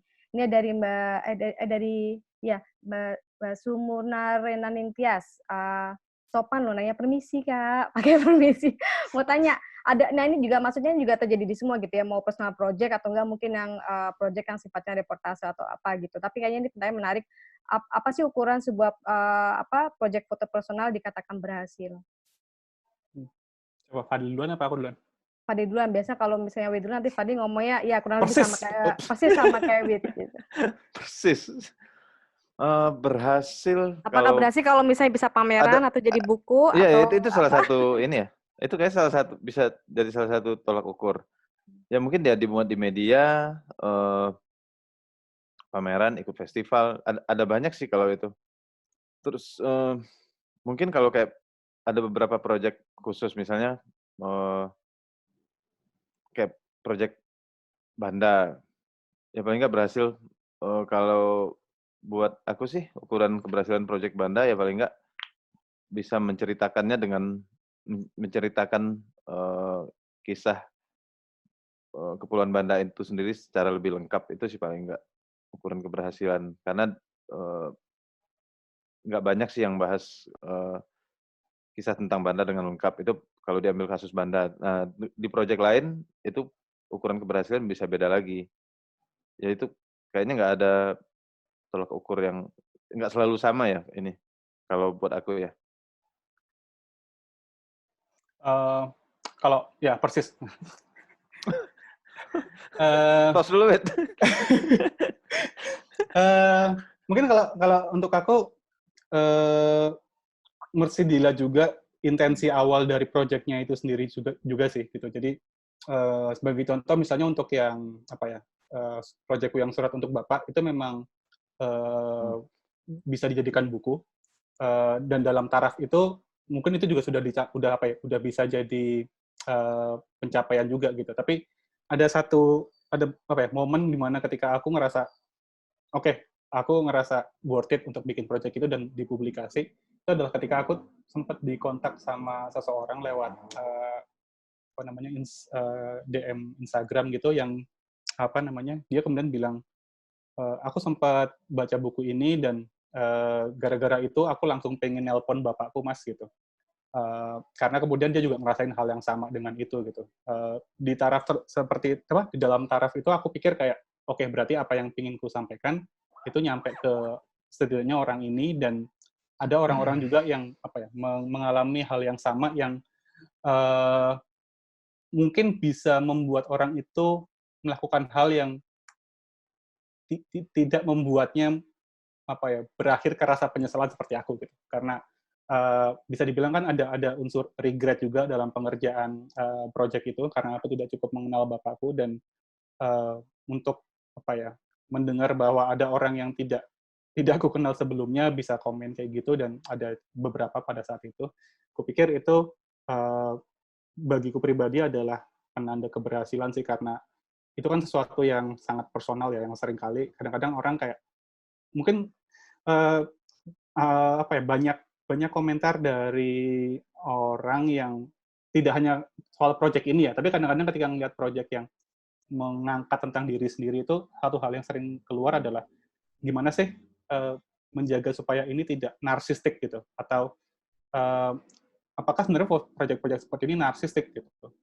Kupikir memang batasnya sangat tipis, tapi di satu sisi aku juga berpikir bahwa pengalaman yang personal itu bisa jadi pengalaman yang universal, sehingga ketika kita ngerjain hal-hal yang sifatnya mengangkat suatu tentang diri sendiri itu bisa nggak kita nyari sisi relevansinya dengan orang lain gitu. Aku sendiri cukup apa namanya sempat ragu untuk istilahnya ngeluarin project ini, tapi waktu itu karena Aji dan Furkon meyakinkanku untuk ini kayaknya tetap bisa menarik untuk disampaikan dan tetap bisa ada orang yang connect, aku memberanikan diri untuk tetap mempublish itu, dan syukurlah apa namanya ada yang merespon gitu. Dan apa penilaian ini tentunya akan beda lagi untuk project yang berbeda apa namanya konteksnya, kayak yang untuk towards new landscape. Untuk aku sendiri saat ini lebih kayak apa ya, merekam fenomena sih, karena aku awalnya sempat mengira ini hanya tren sesaat gitu, tapi ternyata kayak sampai sekarang juga masih ada gitu yang aku jadi berpikir apakah memang semacam ada evolusi dari pariwisata di Indonesia gitu, karena salah satu yang aku dengar juga bahkan dari pemerintahnya sendiri cukup mendorong untuk ini menjadi istilahnya apa destinasi digital gitu. Sementara dampaknya terhadap tempat-tempat yang bermunculan tempat-tempat sini juga sebenarnya kayak sejauh yang aku tahu belum banyak penelitian terhadap itu gitu. Jadi lebih kayak yang merekam untuk saat ini untuk kemudian mungkin di masa depan bisa lebih dimasuk akalkan gitu. Jadi belum tahu apakah tujuannya akan tercapai apa enggak. Oke, mungkin biar Wit tadi kan jawabnya kayak panjang banget, Wit bisa minum air putih dulu. Sekarang ini ada banyak pertanyaan, banyak pertanyaan ditujukan ke Fadli. Fadli, ini dari apa Mas Gali Pirhasta. Berapa lama dalam buat personal project? Kemudian nanti ada satu pertanyaan lagi dari Bang Juan nih terkait sama Tun. Tapi jawab dulu ini mungkin dari Fadli, berapa lama dalam membuat personal project?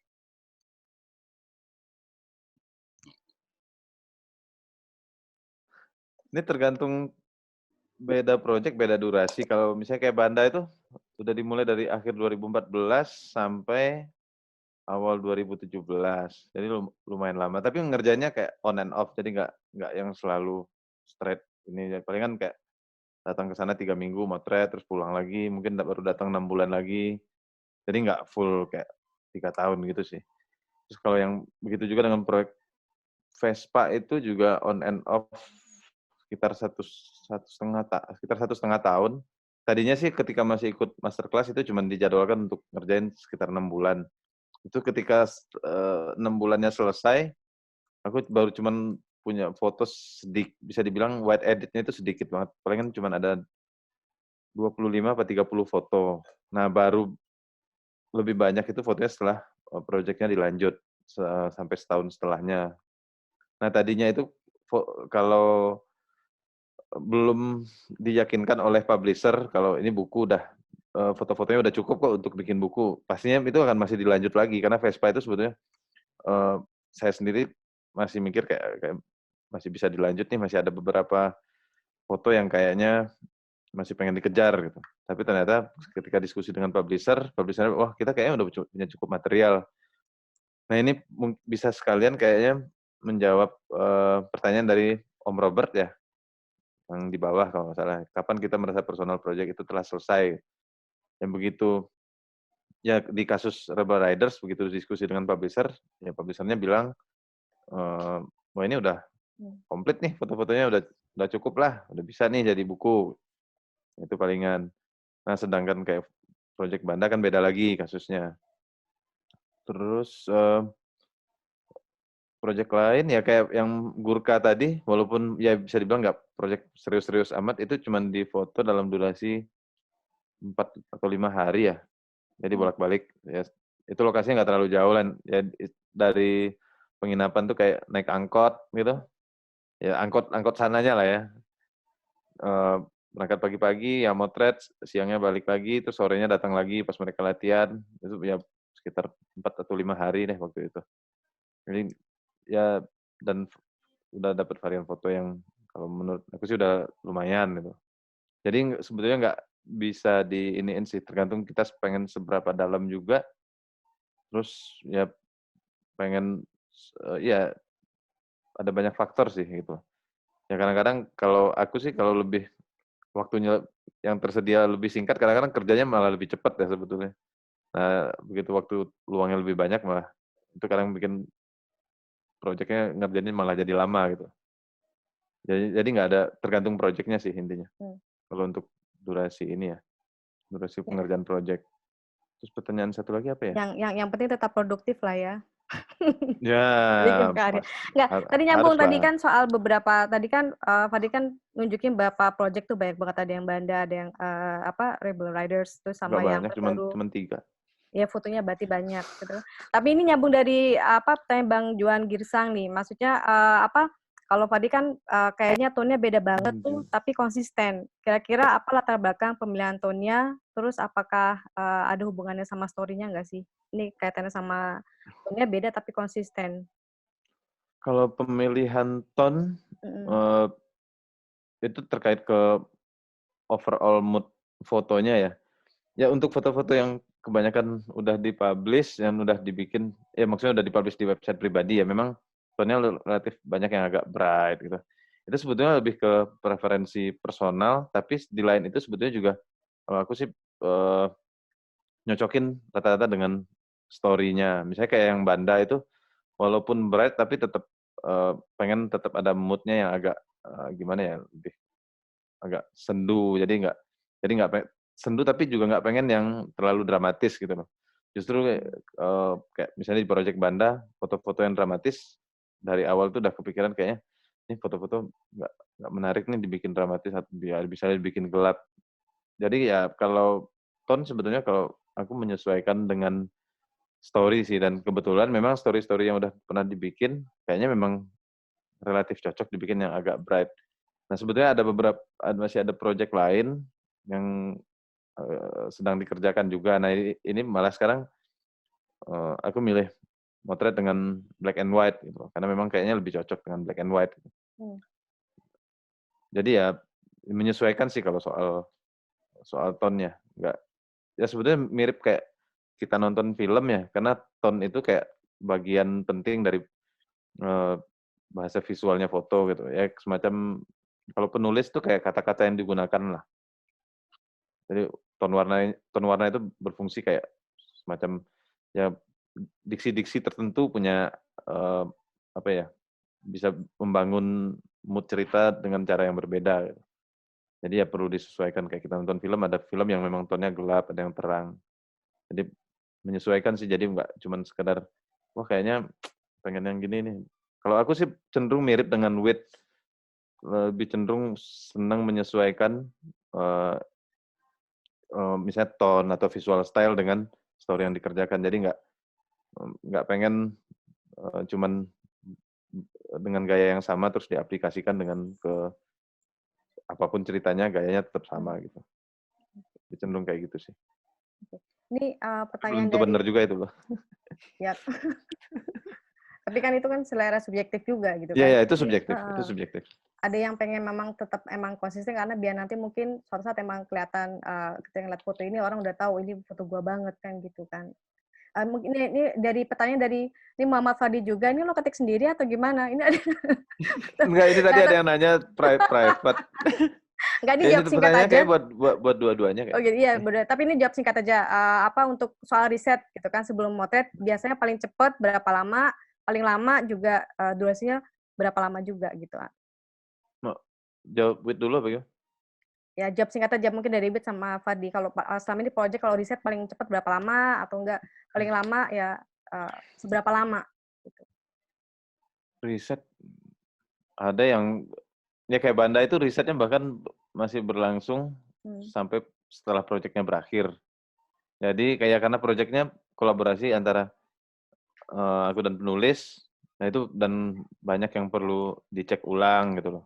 Kayak kebenaran ininya apakah sesuai fakta yang seperti itu, terus kayak materi-materi dari hasil riset sejarah gitu.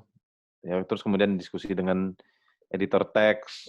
Nah, itu juga membutuhkan kayaknya hal yang harus di riset ulang nih. Nah, itu lama banget. Nah, ada juga yang kadang malah motret dulu terus risetnya jalan belakangan gitu. Jadi nggak bisa tergantung proyeknya sih. Kalau yang Gurkha sih karena proyeknya relatif singkat dan sebetulnya secara cerita sangat ringan ya. Cuman ya cerita yang lebih kelihatan kayak di permukaan aja sih. Jadi nggak terlalu ya risetnya ya lebih dari sekedar ini aja sih sejarah Gurkha kayak gitu. Jadi itu nggak sama sekali ya bisa dibilang risetnya nggak terlalu berarti sih sebetulnya maksudnya. Nggak makan waktu banyak lah. Okay. Kalau paling cepat berapa lama? Paling lama seberapa lama? Mungkin kalau yang paling lama tadi udah diinin sama Fadli ya. Mungkin aku ngasih spektrum yang paling pendeknya. Aku pernah bikin project yang benar-benar cuma sehari. Karena memang, dan bahkan saya bilang tanpa riset, karena pada saat itu project itu memang fokusnya lebih di eksplorasi artistik, dan aku udah tahu apa yang aku mau bikin. Jadi kayak cuman, oke, aku yang kuperlukan adalah ini, aku pingin gaya fotonya seperti ini, menggunakan kamera seperti ini. Dan ketika kita udah ditentukan semua, ya udah tinggal eksekusi, dan itu benar-benar cuma sehari. Dan aku cuma duduk di depan TV, motret TV selama seharian. Mungkin aku nggak perlu jelasin panjang lebar, tapi itu untuk menggambarkan proyeknya bisa cuma segitu doang gitu. Ya cuma sehari gitu, literally cuma sehari. Oke. Ini mungkin ada pertanyaan juga, tapi kayaknya ini juga kayak mungkin Wid juga bisa bantu jawab dari Wid sebagai pendidik dan kurator nih kira-kira. Udah dari Lutfi Prayoga, gimana cara menilai potensi sebuah ide untuk personal project sehingga jadi project yang menarik? Mungkin selain ada yang tadi Wid sempat bahas ngomong soal gimana cita personal yang supaya nanti sifatnya juga relevan dengan yang kaitan sama universal gitu kan. Nah, mungkin juga ada sangkut pautnya atau gimana? Yang gimana cara menilai potensi sebuah ide untuk personal project jadi project yang menarik dan nggak terlihat narsis mungkin? Untuk yang soal personal project yang mengangkat diri sendiri, itu tadi kuncinya kalau menurutku adalah relevansi ya. Apakah hal yang terjadi pada kita itu bisa dilihat payung besarnya yang itu juga bisa menjadi isu banyak orang. Kalau misalnya itu ada, maka aspek itulah yang dikejar gitu. Jadi kayak misalnya dalam kasus projectku yang Surat Untuk Bapak, itu mungkin detail soal tanamannya itu hanya bisa nyambung ke aku doang gitu sebagai individu. Mungkin nggak ada orang lain yang relasi dengan orang tuanya terkait dengan tanaman, dari aspek itunya nggak ada. Tapi soal aspek regret, aspek relasi orang tua anak yang semakin dewasa semakin merenggang, itu kurasa sesuatu yang nggak hanya terjadi di aku. Jadi ketika ada unsur itu, maka unsur itulah yang menjadi aspek dominan dari karya itu untuk kemudian dikembangin. Pada dasarnya kayak gitu sih. Itu untuk yang project yang tentang mengangkat sesuatu tentang diri sendiri ya. Tapi kemudian untuk bagaimana untuk menilai juga aku pikir penting untuk punya orang-orang yang kamu percaya yang kamu tahu bahwa dia memang memiliki kapasitas untuk menilai itu secara objektif gitu. Kayak ketika misalnya aku bikin project yang tentang selfie spot itu, ketika di Bali aku sempat motret, ya aku pada saat itu sempat juga nunjukin ke beberapa orang, termasuk Fadli, ke Sayoga gitu, dan aku ngomongin tadi gagasan-gagasan itu, dan ketika mereka, oh ya ini kayaknya menarik untuk dikembangin lebih lanjut gitu, karena aku tahu mereka memang punya kapasitas untuk menilai itu secara objektif, ya itu yang menjadikanku kayak, oke ini sesuatu yang kayaknya make sense untuk diterusin nih gitu. Dan di kesempatan yang lain, aku yang menjadi posisi itu gitu, ketika ada temen yang kemudian baru ngerjain project yang itu masih di awal, mereka kadang-kadang datang ke aku dengan sejumlah foto yang mungkin baru sedikit, tapi mereka ngomongin gagasannya kayak gini dan visualnya kayak gini gitu, kurang lebih itu klop apa enggak, atau kalau ada yang kurang seperti apa. Itu hal-hal semacam itu penting sih, jadi kayak support system untuk orang-orang yang bisa dipercaya dan memang tahu punya kapasitas untuk itu gitu. Jadi nggak cuma sekedar bilang, ah enggak ini masih jelek gitu, tapi nggak bisa mengartikulasikan kenapa jelek gitu. Itu nggak yang kayak gitu juga gitu. Oke, but ide juga tetap ketika kita juga minta feedback atau insight juga jelas ngebawa project kita arahnya kemana juga gitu kan. Ya. Nah, nggak kalau misalnya gini, tadi kan bilang tetap aja dicari ada setidaknya mau itu personal atau enggak ada kaitan sama yang dicari kan, yang dikejar itu kan aspek istilahnya kayak relevansinya, narasinya gitu kan, yang tadi Demo bilang. Nah, kalau misalnya ada yang baru mulai, terus memang dia suka banget, entah dia mau dia ngangkat tentang desanya, atau enggak dia ngangkat tentang neneknya, atau enggak yang sifatnya personal banget gitu kan, mungkin dengan kaitan dengan pengalaman masa lalu yang pribadi banget gitu, tapi dia sampai, ya gue suka aja motret dulu, karena kan ada yang anggapan, ya lu penting motret aja dulu gitu kan, tapi dia masih belum nemu aspek yang tadi, gimana gue cara nyari relevansinya, apakah kalau misalnya menurut Wi sendiri, apakah ya terus aja motret nanti lo akan ketemu sendiri, ataukah nggak mungkin dong kita bisa serta-merta ya gue belum nemu relevansinya nih, apa gue stop aja ya, apa gue pindah ke story yang lain atau gimana? Misalnya kalau ada teman-teman yang di luar sana kan kita nggak tahu juga. Menurutku yang selalu menarik dari fotografi adalah karena dia selalu terkait dengan aspek waktu ya. Maksudnya ketika kita motret apapun aja kan selalu ada unsur shutter speed ya, yang artinya kita kayak sedang mencacah waktu gitu.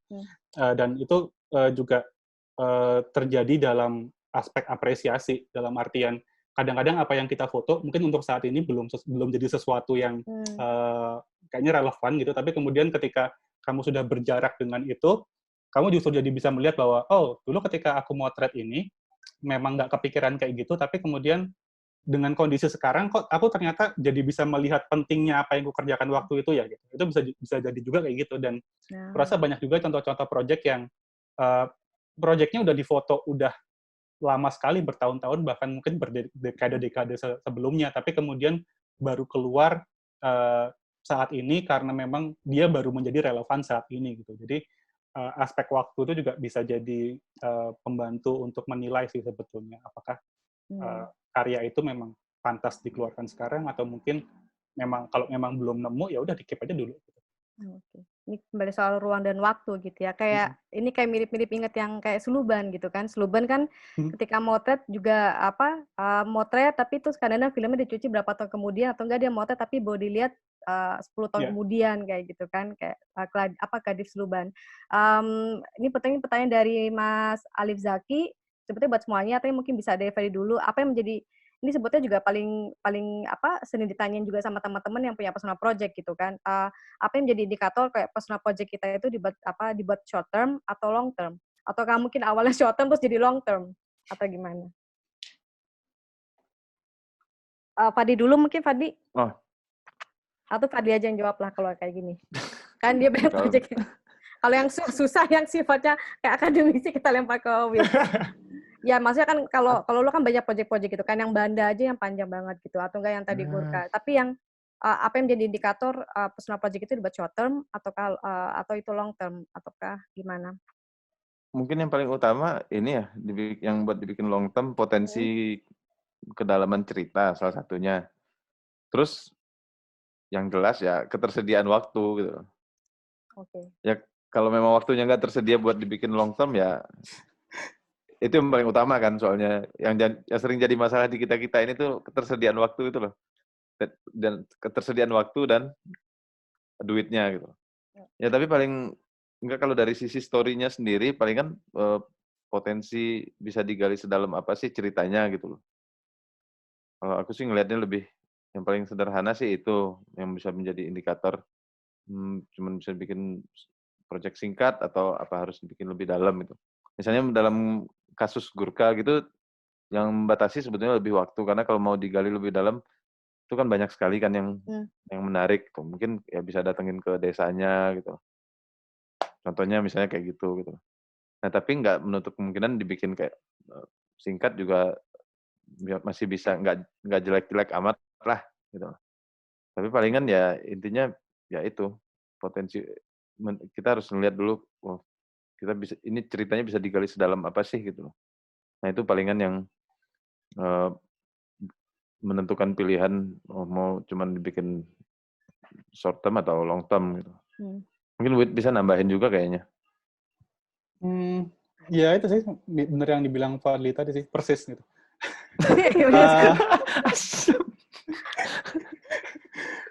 Ya itu tergantung benar-benar ya kamu yang nentuin sih pada dasarnya. Kadang-kadang malah ada juga yang misalnya baru pengen pergi kemana gitu ya.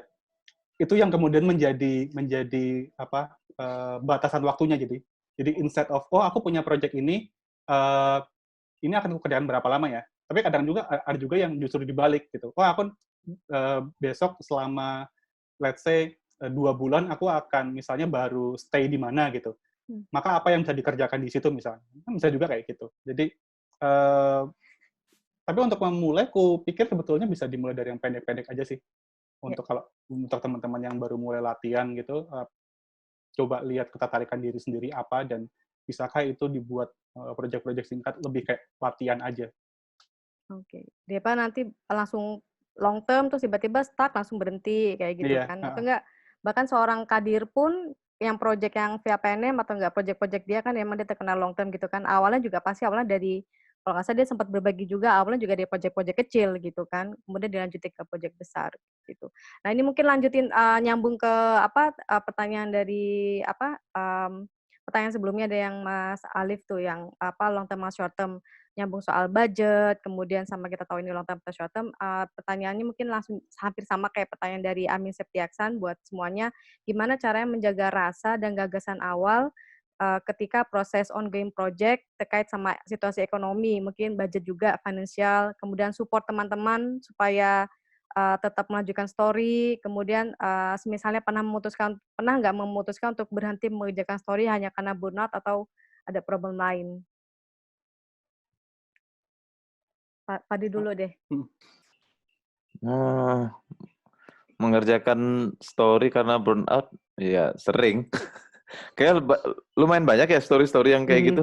Jadi kadang kita jadi fotografer nampilin kayak di website itu sebetulnya cuman yang ya bener-bener yang udah jadi gitu. Tapi yang sampah-sampah itu banyak banget itu. Yang kayak wah ini kayaknya menarik nih. Wah itu kalau lihat folder, aku punya folder di komputer tuh banyak banget, dan itu 90% gak dikerjain. Cuman jadi rencana gitu lah. Wah ini kayaknya menarik nih, catat dulu kan. Terus cari bahan, masukin ke folder, riset lewat internet lah. Dan itu sekitar ya banyak banget, rata-rata tuh ya wah selalu ada ya misalnya kendala waktu, kendala finansial, terus kadang nggak ada ide approach-nya kayaknya mau dibikin kayak gimana nih. Nah itu kadang-kadang juga ngaruh buat nerusin atau bahkan memulai gitu. Nah terus palingan tambahan kalau menjaga rasa, itu kayaknya pentingnya menilai ini dari awal tadi ya, kayaknya ini terkait dengan ada pertanyaan sebelumnya juga, melihat potensi proyeknya itu. Kita harus bahkan sebelum memulai proyek itu, kalau memang ada satu story yang jelas gitu ya, kita mungkin udah harus menilai nih dari awal kira-kira ya, potensi proyeknya itu akan seperti apa gitu.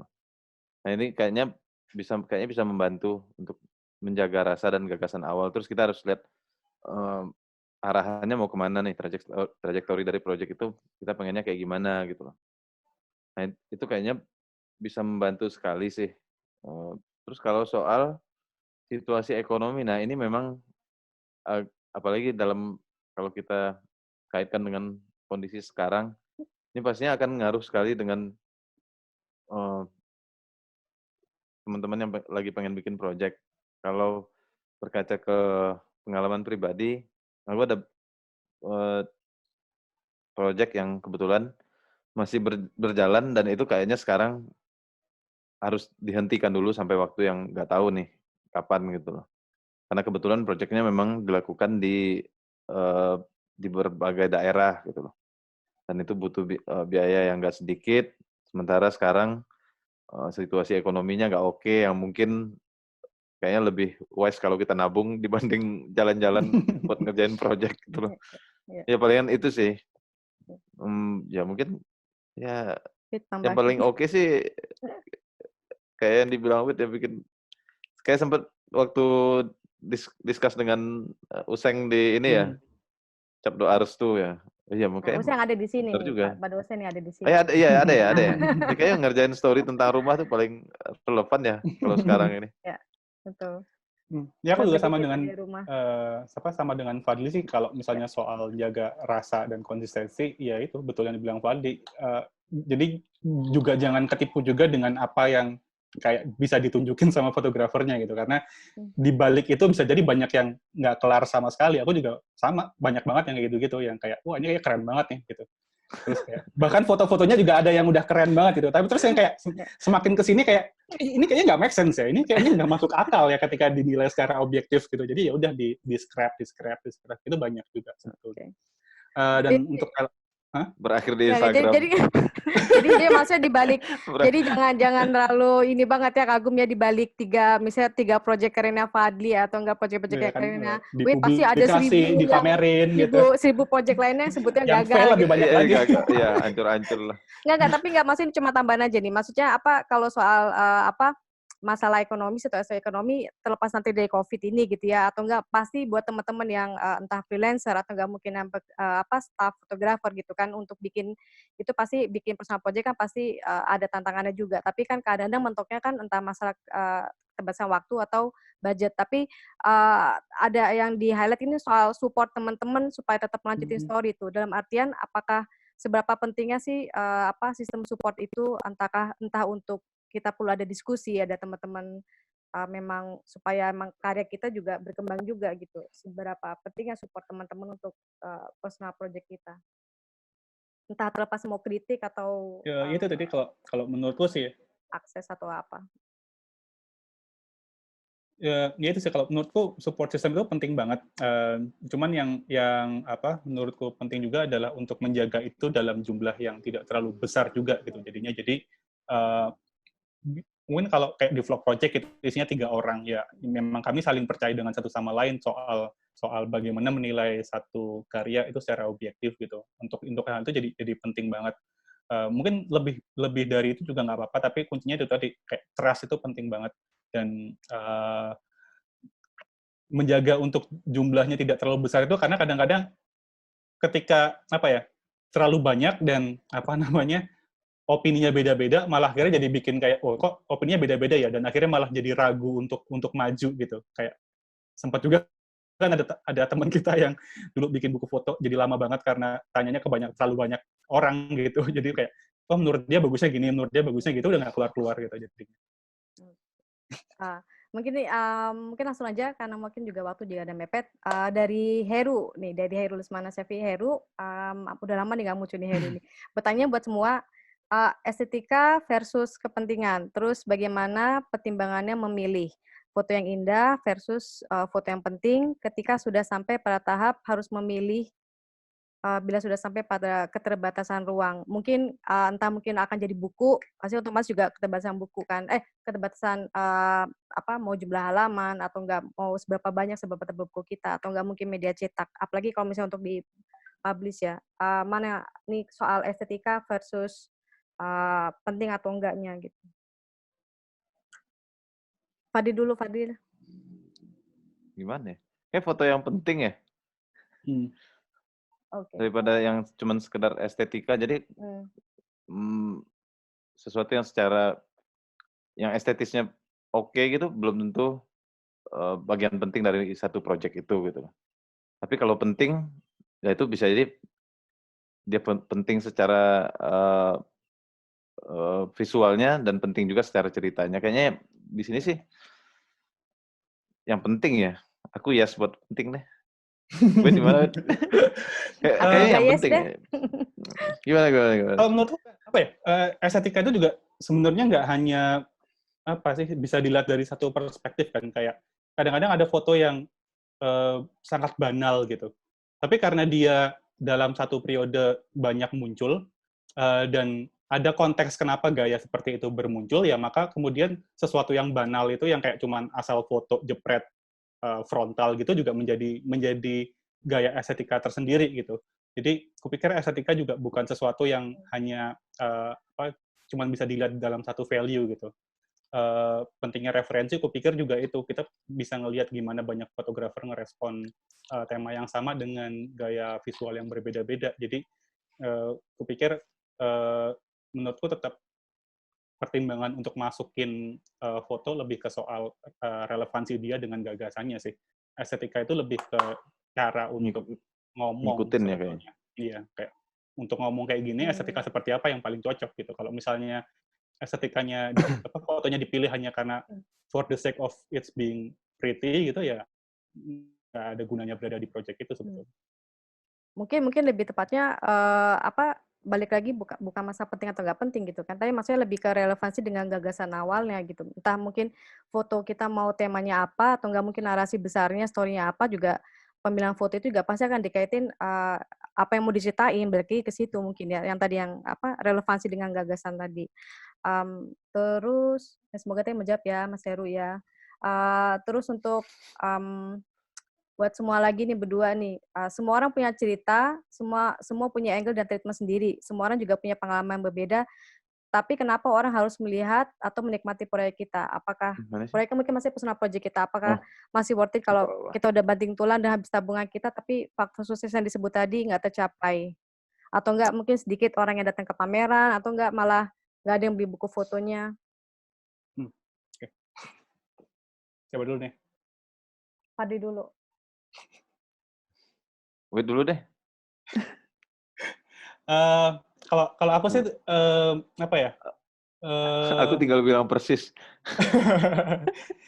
Itulah kenapa tadi aku meletakkan faktor apakah project itu bisa menguntungkan atau enggak itu paling bawah gitu di soal pentingnya bikin personal project gitu. Karena bagiku memang personal project dibikin bukan karena itu tujuannya. Kalau itu bisa tercapai itu lebih karena bonus, tapi yang paling penting adalah justru sebesar apa sebetulnya dorongan dari diri kita sendiri untuk membuat itu gitu. Karena kalau dari kita sendiri emang kerasa kayak ini kayak sesuatu yang penting bagiku gitu, dan memang dia ngerasa ini harus dikeluarin, biasanya akan apapun yang terjadi itu harus gimana caranya gitu. Tentu saja kalau untuk soal strategi finansial bisa sangat berbeda-beda ya. Kalau misalnya memang yang ditakutkan adalah aduh ini nanti kalau misalnya dipublikasi jadi buku foto atau dibikin pameran nggak akan bisa laku atau nggak akan datang nih, ya kita nggak usah mikir itu sebagai dalam taraf output dulu gitu. Artinya project itu kan bisa saja sudah komplit, sudah selesai, tapi kemudian tidak dimanifestasikan dalam bentuk fisik gitu. Tapi projectnya udah jadi.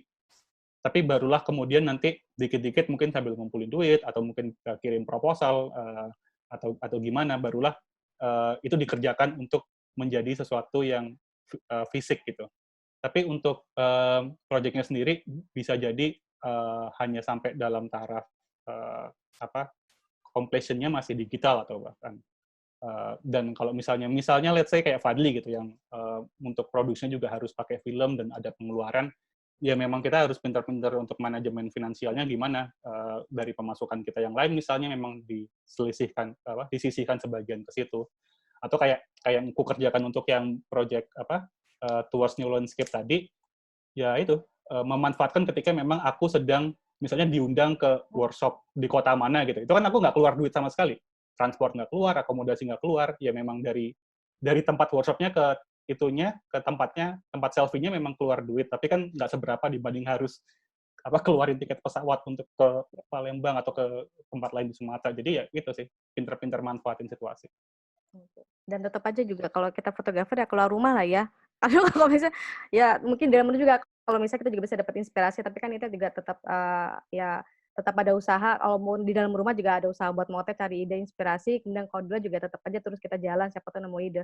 Mungkin 1-2 pertanyaan lagi, tapi ini kita tutup. Tapi ini satu pertanyaan jawab singkat aja, Wit, soal tadi yang kita minta ngatur waktu, ini ada pertanyaan dari Zordon, gimana caranya menggali inspirasi ragam visualnya. Terus sama kayak misalnya nih, apalagi sekarang kita berapa bulan ini kan kita situasi yang pandemik ini, kebanyakan pasti semua banyak mata tuang rumah, tapi gimana cara menggali ragam visualnya, terus sama kayaknya kita ngeliat sehari-hari tuh kan nggak ada yang istimewa gitu. Ya mungkin setiap saat aja kita lompat ke Fadli. Kalau itu kayaknya menurutku adalah perbanyak referensi. Banyak banget fotografer, terutama yang muda-muda yang baru ngerjain project itu, referensinya masih terbatas, misalnya hanya melihat orang-orang di Instagram gitu, dan itu pun hanya terbatas di kalangan tertentu aja. Sementara kalau kita lihat sejarah fotografi udah cukup panjang dan udah cukup banyak orang yang ngerjain berbagai project dengan berbagai pendekatan gitu. Dalam tanda kutip, untungnya di masa sekarang juga banyak yang cukup berbaik hati untuk membagi resource-nya, kayak beberapa majalah atau beberapa orang, beberapa institusi itu membuka akses terhadap informasi yang mereka punya, kayak misalnya Foam Magazine itu membuka free akses untuk edisi-edisi mereka terdahulu gratis, bisa diakses sampai kayak beberapa hari ke depan masih bisa. Itu bisa jadi sumber referensi yang menarik, atau perbanyak diskusi dengan teman juga bisa. Satu itu. Kedua, kalau menurutku adalah juga perluas sendiri gagasan soal fotografi sih. Jadi jangan kayak fotografi itu hanya kayak gini gitu. Coba kalau kamu meluaskan apa yang bisa kamu anggap sebagai fotografi, bisa jadi kamu bisa dapat inspirasi di luar apa yang misalnya kamu temukan sih. Oke, makasih banget Wit dan Fadli. Mungkin kita lempar karena waktunya udah mepet banget, nanti sebelum teman-temannya juga udah boleh mati gaya. Mungkin Roni, halo Roni. Halo. Ya, saya kembalikan dulu ke Roni. Kayak mungkin ada 1-2 pertanyaan yang belum terjawab, tapi mungkin kita bisa bahas di program berikutnya, mungkin Roni bisa jelasin. Makasih, Jadi sebenarnya pertanyaannya saya lihat masih banyak banget deh, cuma karena kita udah larut malam, nanti mungkin bisa langsung japri aja, atau nanti juga ada follow-up program selanjutnya. Jadi minggu depan kita ada launching program dari DocNow, nantikan aja. Dari rahasia dulu lah. Ya, rahasia. Tapi untuk summary apa yang kita discuss malam ini, mungkin apa yang disampaikan oleh Wit sama Fadli, sebenarnya apa yang kita alami sekarang, sebenarnya kita jadi ada waktu untuk slow down, kita bisa mikir mau bikin project apa, kita tertarik tentang apa. Jadi ada waktu begitu banyak sekarang nih untuk kita benar-benar bertanya apa yang harus kita lakukan dengan kata curiosity kita. Nah, kalau saya sih kurang setuju dengan Fadli yang bilang tadi, kayaknya kita terbatas dengan finansial dan juga nggak ada waktu. Waktu sekarang ada, terus finansial juga kayaknya banyak. Yang Fadli nggak punya kayak cuma rambut gitu. Jadi kalau selebihnya dia kayaknya punya gitu. Jadi saya sebenarnya kurang setuju. Tapi di diskusi selanjutnya kita bisa bahas. Ya. Jadi terima kasih. Soal rambut. Soal rambut nanti, fotografi rambut. Tuh ada yang nanya tuh, Doli Harahap, akan ada lagi nggak sharing kayak gini? Ada. Minggu depan. Selama COVID-19 masih ada, itu pasti tetap ada. Kalau misalnya virusnya udah nggak, kalau minggu depan udah nggak ada virusnya, ya udah selesai. Ini semua ngisi waktu boring di rumah itu. Oke, ya, thank you semua ya. Jadi minggu depan kita ada sekali lagi, nanti ada update dari kita, nantikan aja. Mudah-mudahan nanti apakah bisa menarik buat teman-teman sini. Stay tune aja ya.